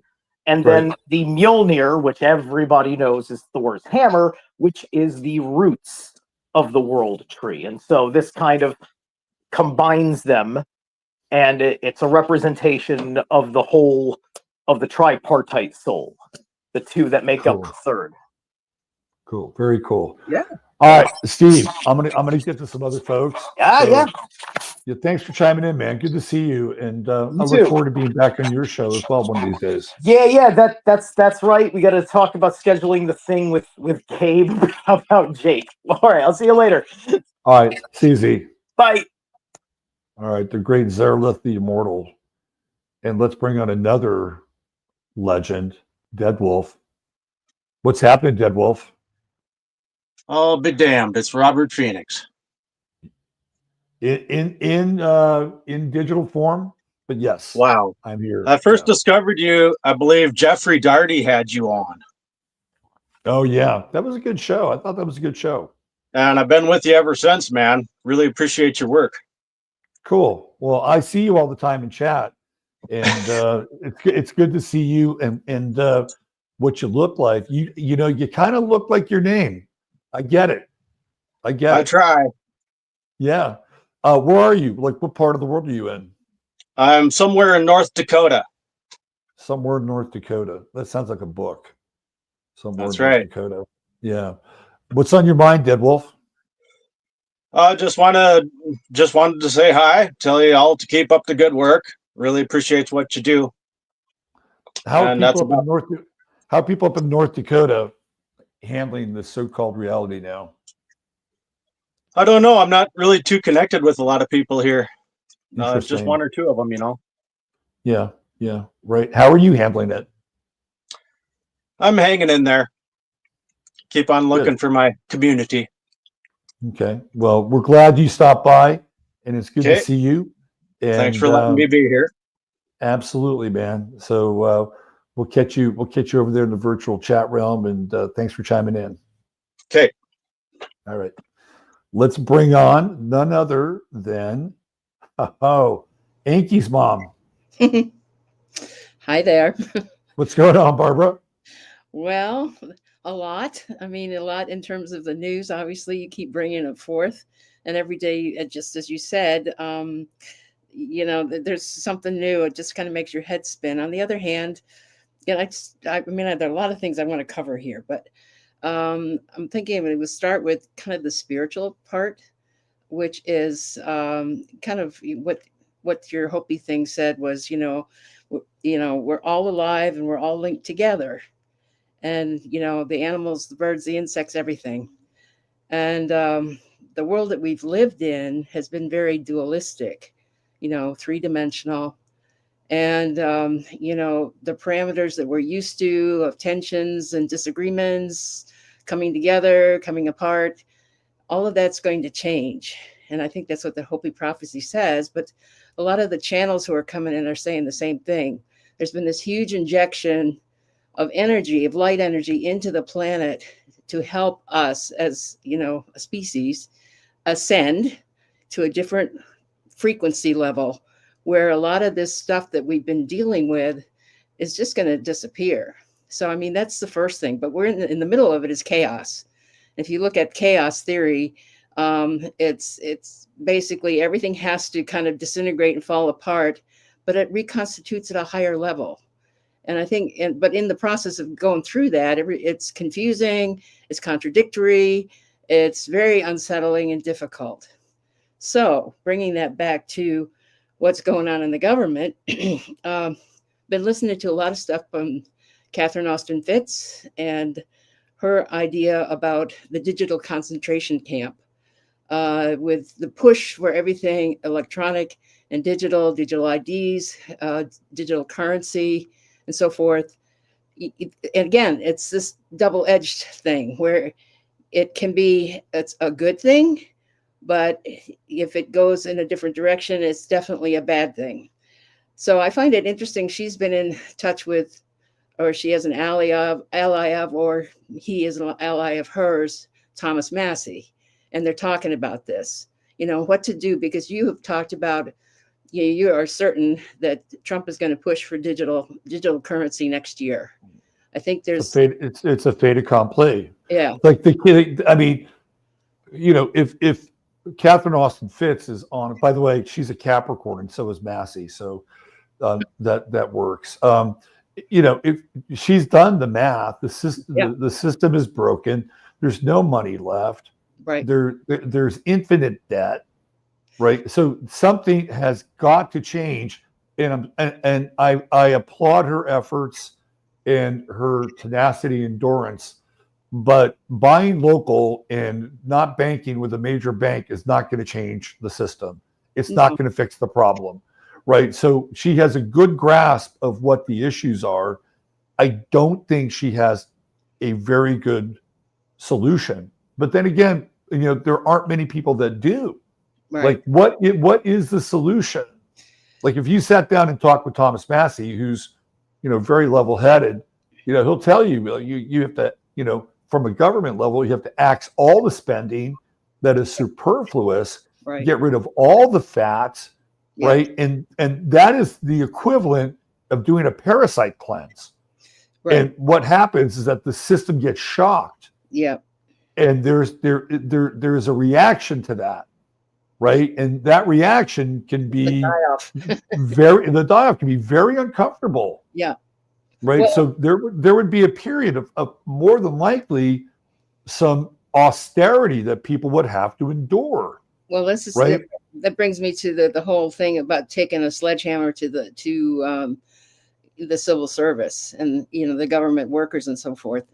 Now, what Catherine Austin Fitts pointed out is that there needs to be a better understanding of how how government works. I mean, she was in government as the assistant secretary in housing and urban development, so she has a grasp of that. No, nobody disputes her credentials or her knowledge. Right. But Right. what I'm saying Like- is that she has this particular insight. And, you know, I was more than 20 years in the government. Foreign service is not the same as civil service, but it's similar.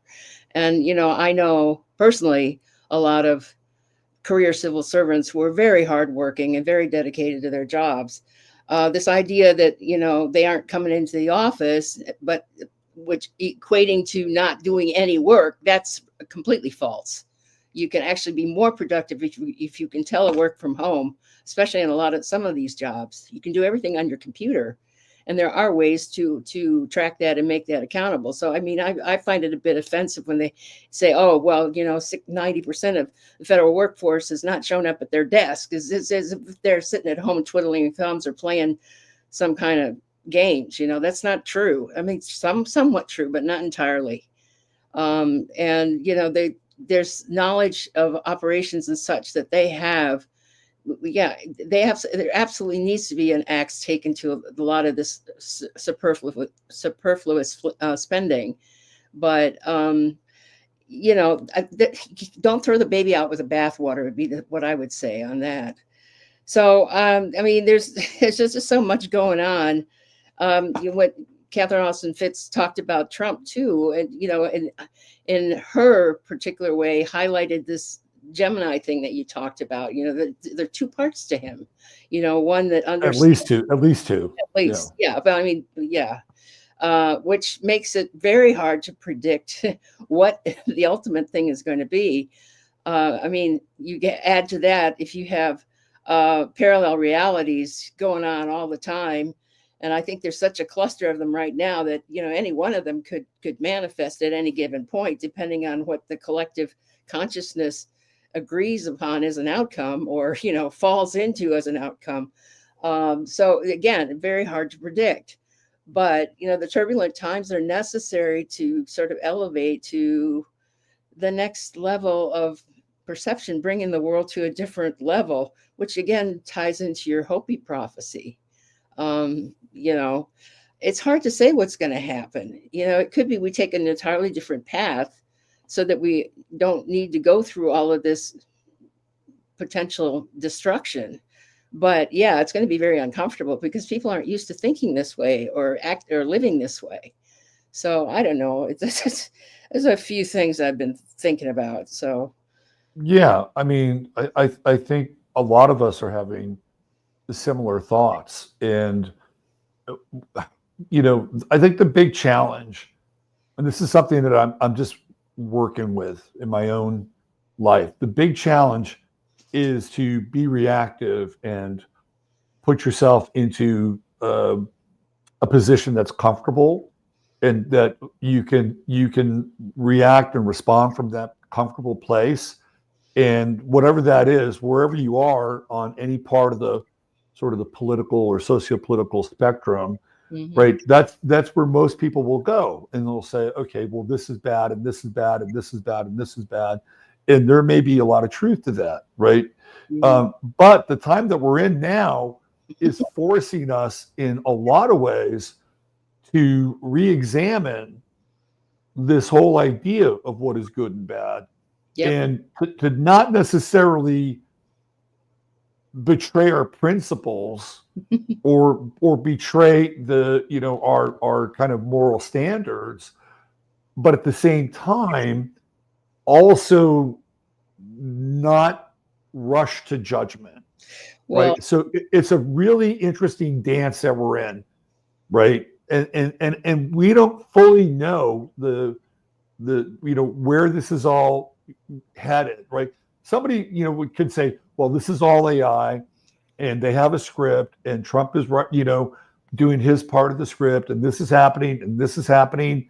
But there are so many variables and so many things that can take place that are off script, and they will take place. I guarantee you that, you know, these plans and the, you know, sort of the organization. Like if you were to say 5 years ago,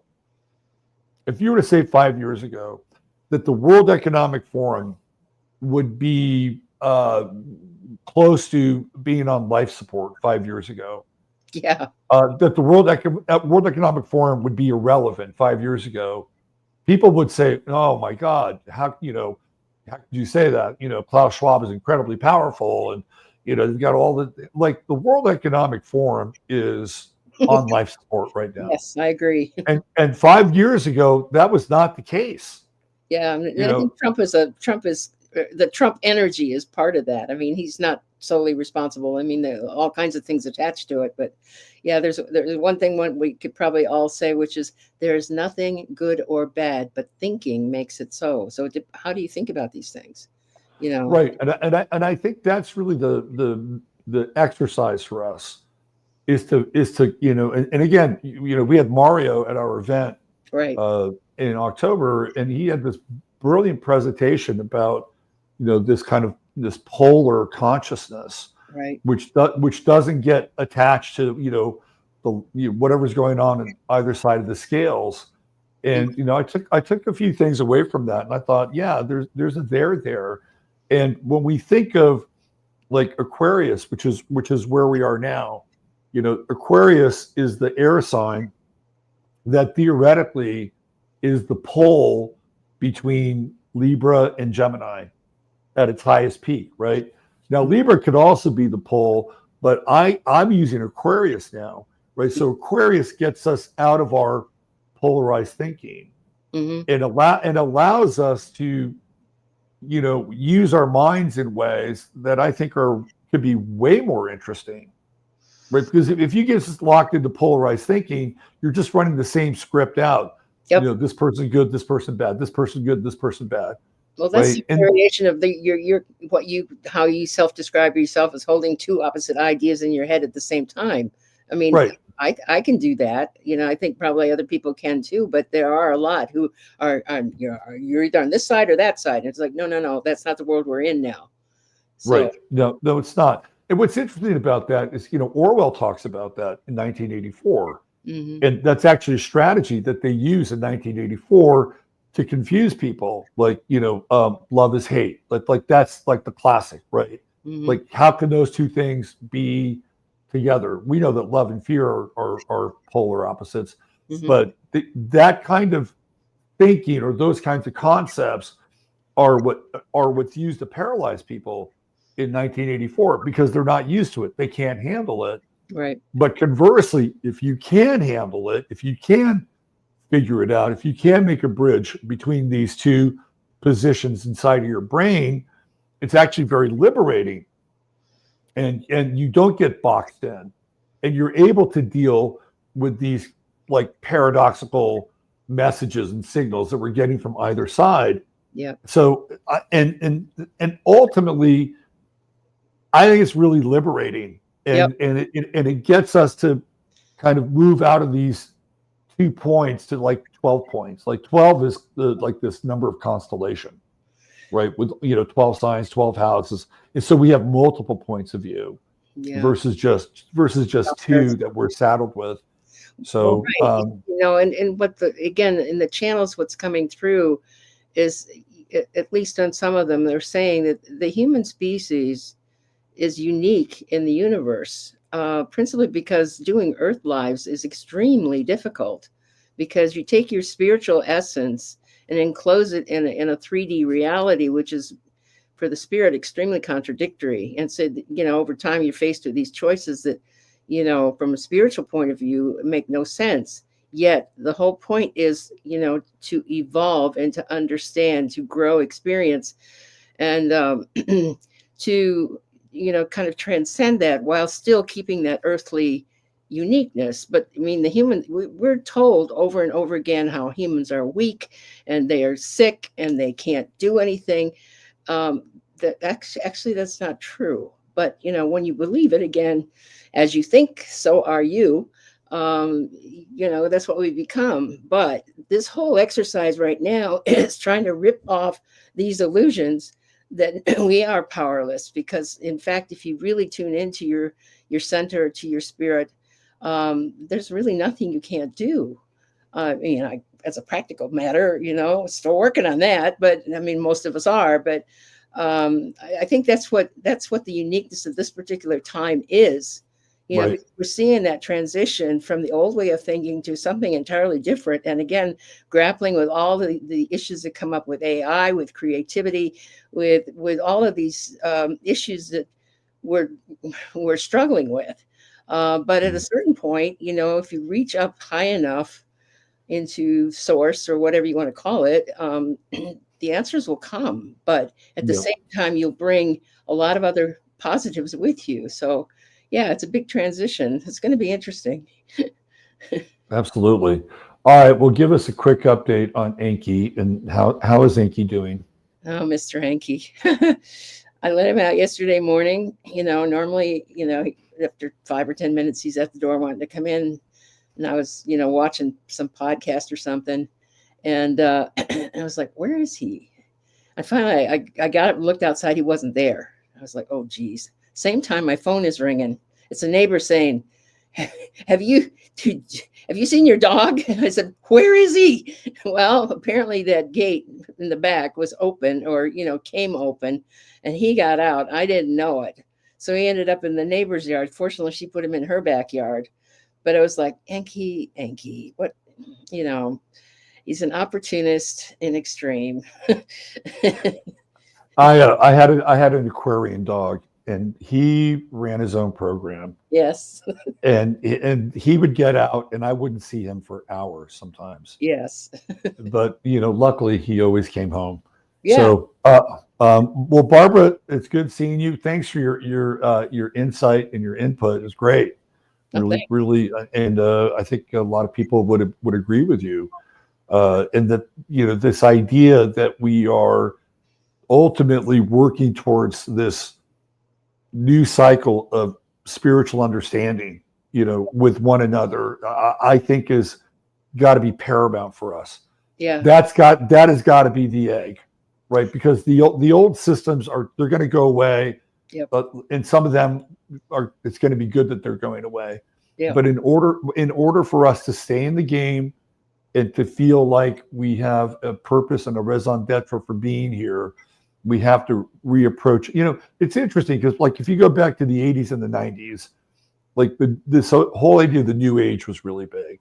I know. And everybody was really into like new thought, and you know, it was really exciting. It's like, wow, look at this, right? You know, we live in a really interesting universe, and they didn't teach this in school. We didn't learn this in church, right? Well, I grew up with it. and then all of a sudden, you know, it begins to move in this direction where you have like these spiritual gatekeepers that come into power. You know, you have Deepak Chopra, and you know, you have Oprah, and you have Marianne Williamson, and you have Barbara Marx Hubbard. Now you have these figureheads that are kind of controlling the flow of information.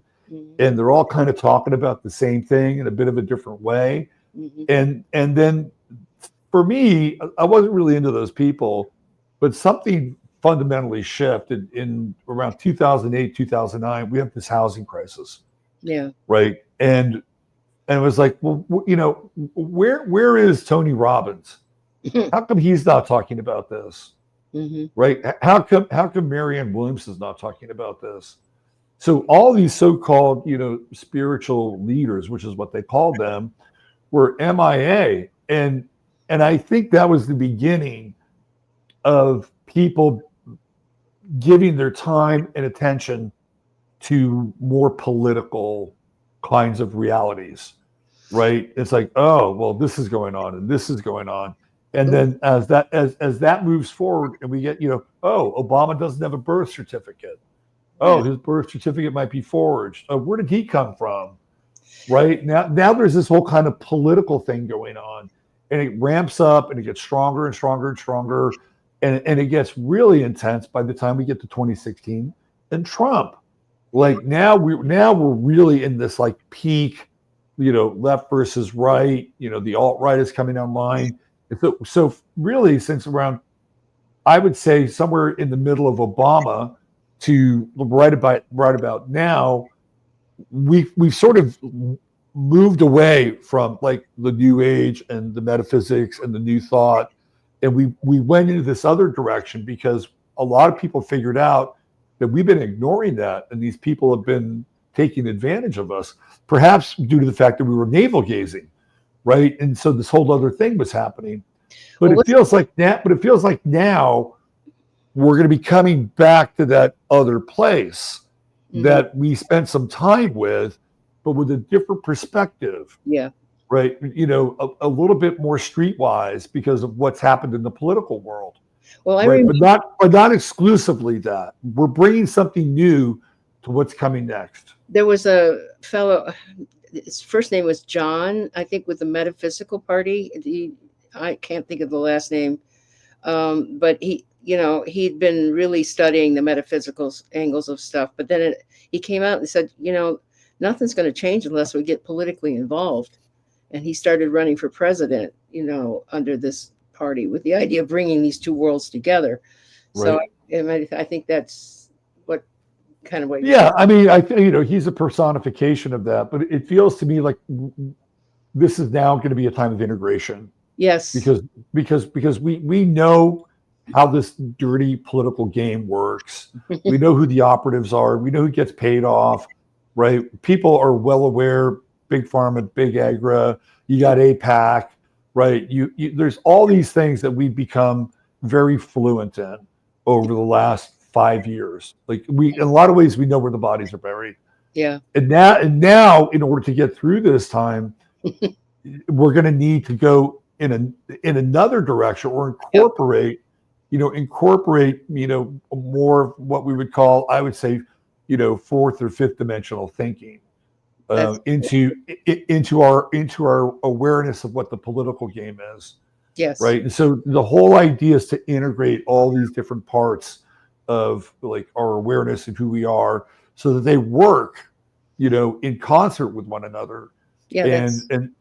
And when that happens, number one, we won't get fooled again. And number two, we're actually more able to be creative and participants in this thing that's unfolding with us. Yeah, we reconstitute at a higher level, which means everything, you set up a new system that theoretically will work better, incorporating all of the stuff that we've learned from the failures of the past, so, but anyway. Yeah. Okay, so I got an update from my guy Masaki, and he says, I'm hearing they're going to do a planned currency banking collapse to give an excuse to push the crypto economy. He says the U.S. is buying gold in large blocks. FedWire offline service retiring February 14th. New contingency service. So anyway, he's listening. He's just giving me some updates here on kind of where we're at. Yeah. The question is, how do we avoid the digital concentration camp? That's a good question.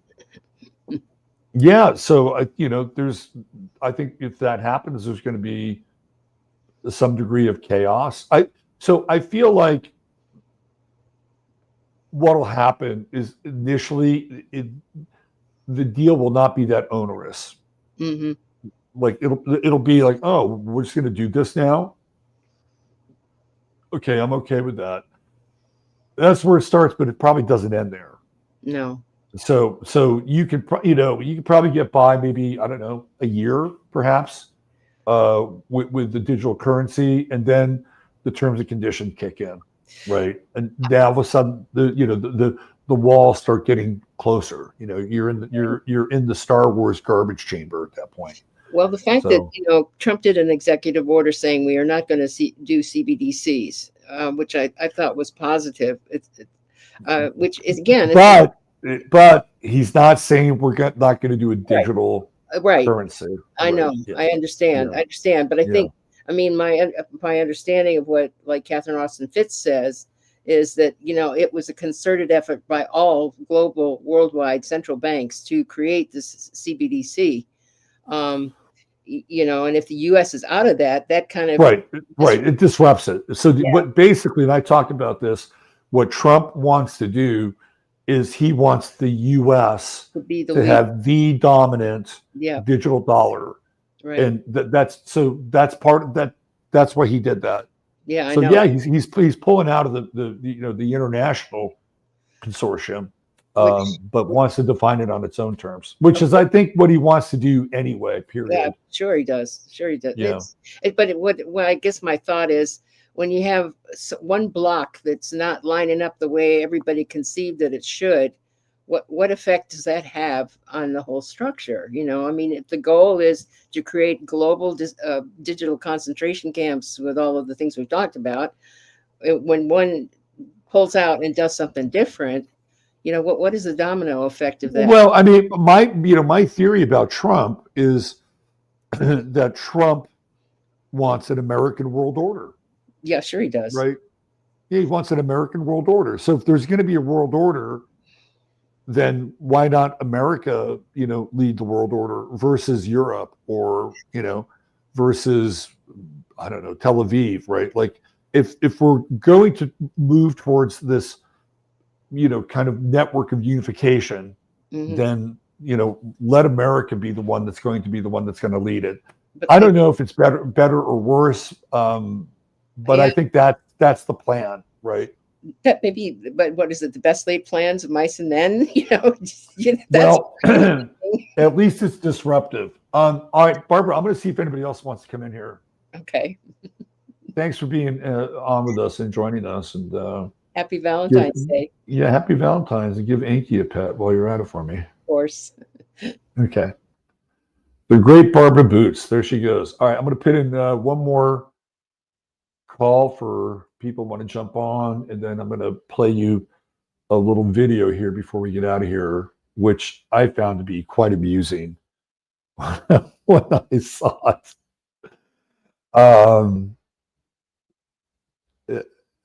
Yeah, I'm going to play it for you.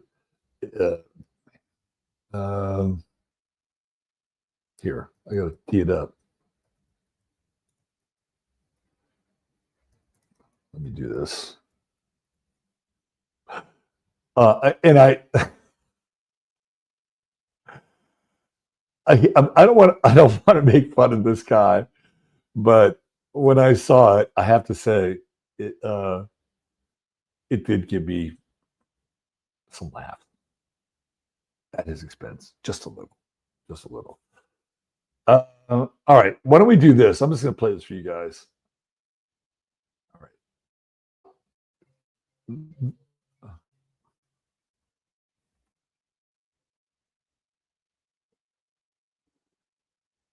So this came across my YouTube feed. When I saw it, I said, I gotta watch this.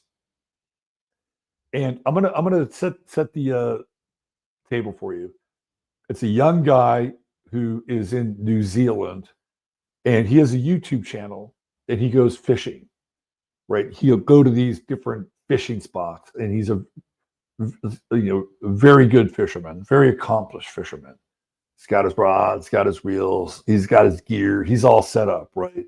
He's got his cameras.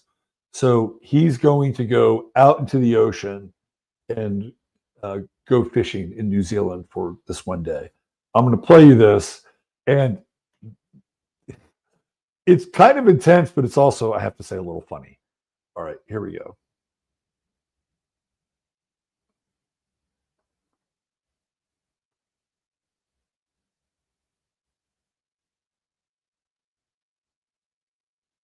Great white shark. Cutting the live bait off. This, I'm out of here. Oh mate, get out of the rudder. Holy shit. Oh mate, get out of the rudder. Holy shit.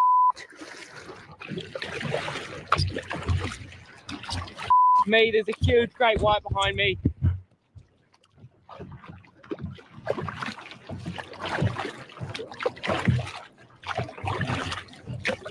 Me. He's following me. He's still behind me. He's going at my rudder. Me. He's following me. He's still here. He's still behind me. He's just following me.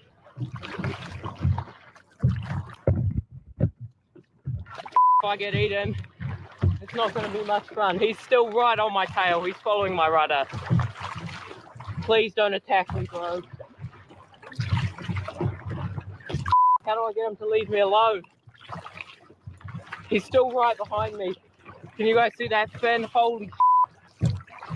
Holy shit. He's still following me.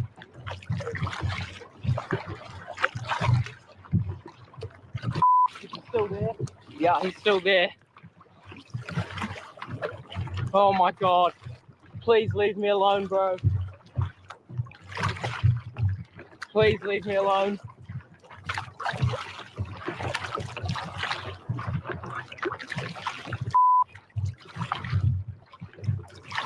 He's still following me.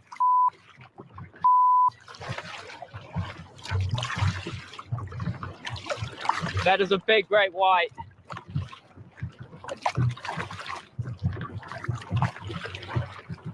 What can I throw out the back to get him away from me? If I throw my water bottle, I know that I'm littering, but it might take his attention away from me. I'm sorry. That is hilarious, right? He's like freaking out about his water bottle and littering. Bless him, right? So the thing that's crazy about this video, he makes it, by the way. He does not get eaten by the shark. But the thing that's crazy about this video is like he's out there and he's fishing, right? He's like catching live bait and he's cruising around. And all of a sudden, the live bait that he catches starts freaking out. And then that shark appears. And about 3 minutes more into this video, he starts talking to God. I'm sorry. It's kind of funny, right? Because I would probably do the same thing. I would be doing the same thing. But then again, I probably wouldn't be out there because I'm not a fisherman like that, right? And I thought, this is what happens when the predator becomes the prey, right? He thought he was a little bit of the apex predator out there in the ocean. And then sure enough, he got a massive wake-up call. And the shark, when you look at it, it's fucking huge. Totally huge. Anyway, he took it in good spirit. And I think he was incredibly grateful that he wasn't breakfast. So I'm going to play you one more thing. And this is from Gil Scott-Heron. And Gil Scott-Heron, a great musician, absolute great musician. And this is from the Gil Scott-Heron live record. And I may get dinged for this, but I'm going to play it anyway. And this is Gil Scott-Heron talking about Jaws. Okay? Gil Scott-Heron on Jaws. I love this. Here we go. You see how we see things and how we relate to it becomes very important. Like as it was in terms of history, so it is in terms of right now. Like you see, when I go to see the movies and what have you, I be careful about who I be identifying with. For example, like when I went to see Jaws, I was for Jaws.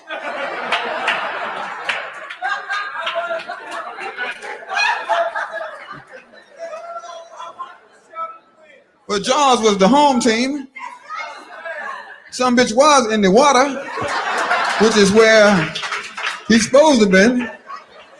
You see? I'm saying now, if Jaws was to come in here, I would be with you grabbing sometime to beat this some bitch back. But Jaws was in the water.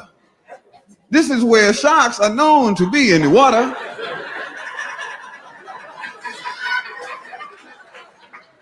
You going to the beach, he going to the supermarket.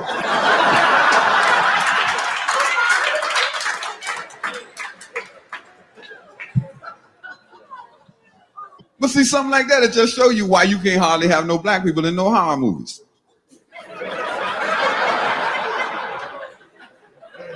Because as soon as they found out Jaws was in the water, black people said, no, I'm not going in the water. Jaws is in the water.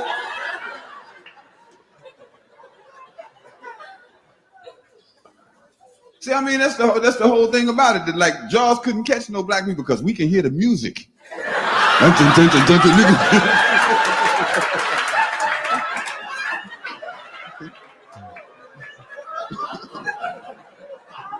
Yeah, here come that goddamn shark with his band. The great Gil Scott Heron. Absolutely great. All right. A little humor there at the end of the show. Thanks for being here. We'll be back on Sunday night. Don't forget to hit like and subscribe so we can keep the algorithm going here. Pump it up a little bit, fluff it up a little bit. And I have no idea what I'm going to talk about on Sunday night, but I usually figure it out between now and then. So to all of you who are here today, thank you so much for being here and participating and supporting the show. You can also buy me a cup of coffee if you feel like it, and come over, join locals, and that's about it. Treat each other well. Love you all. God bless. Bye for now, and happy Valentine's Day. And love a shark. Even sharks need love. Bye for now.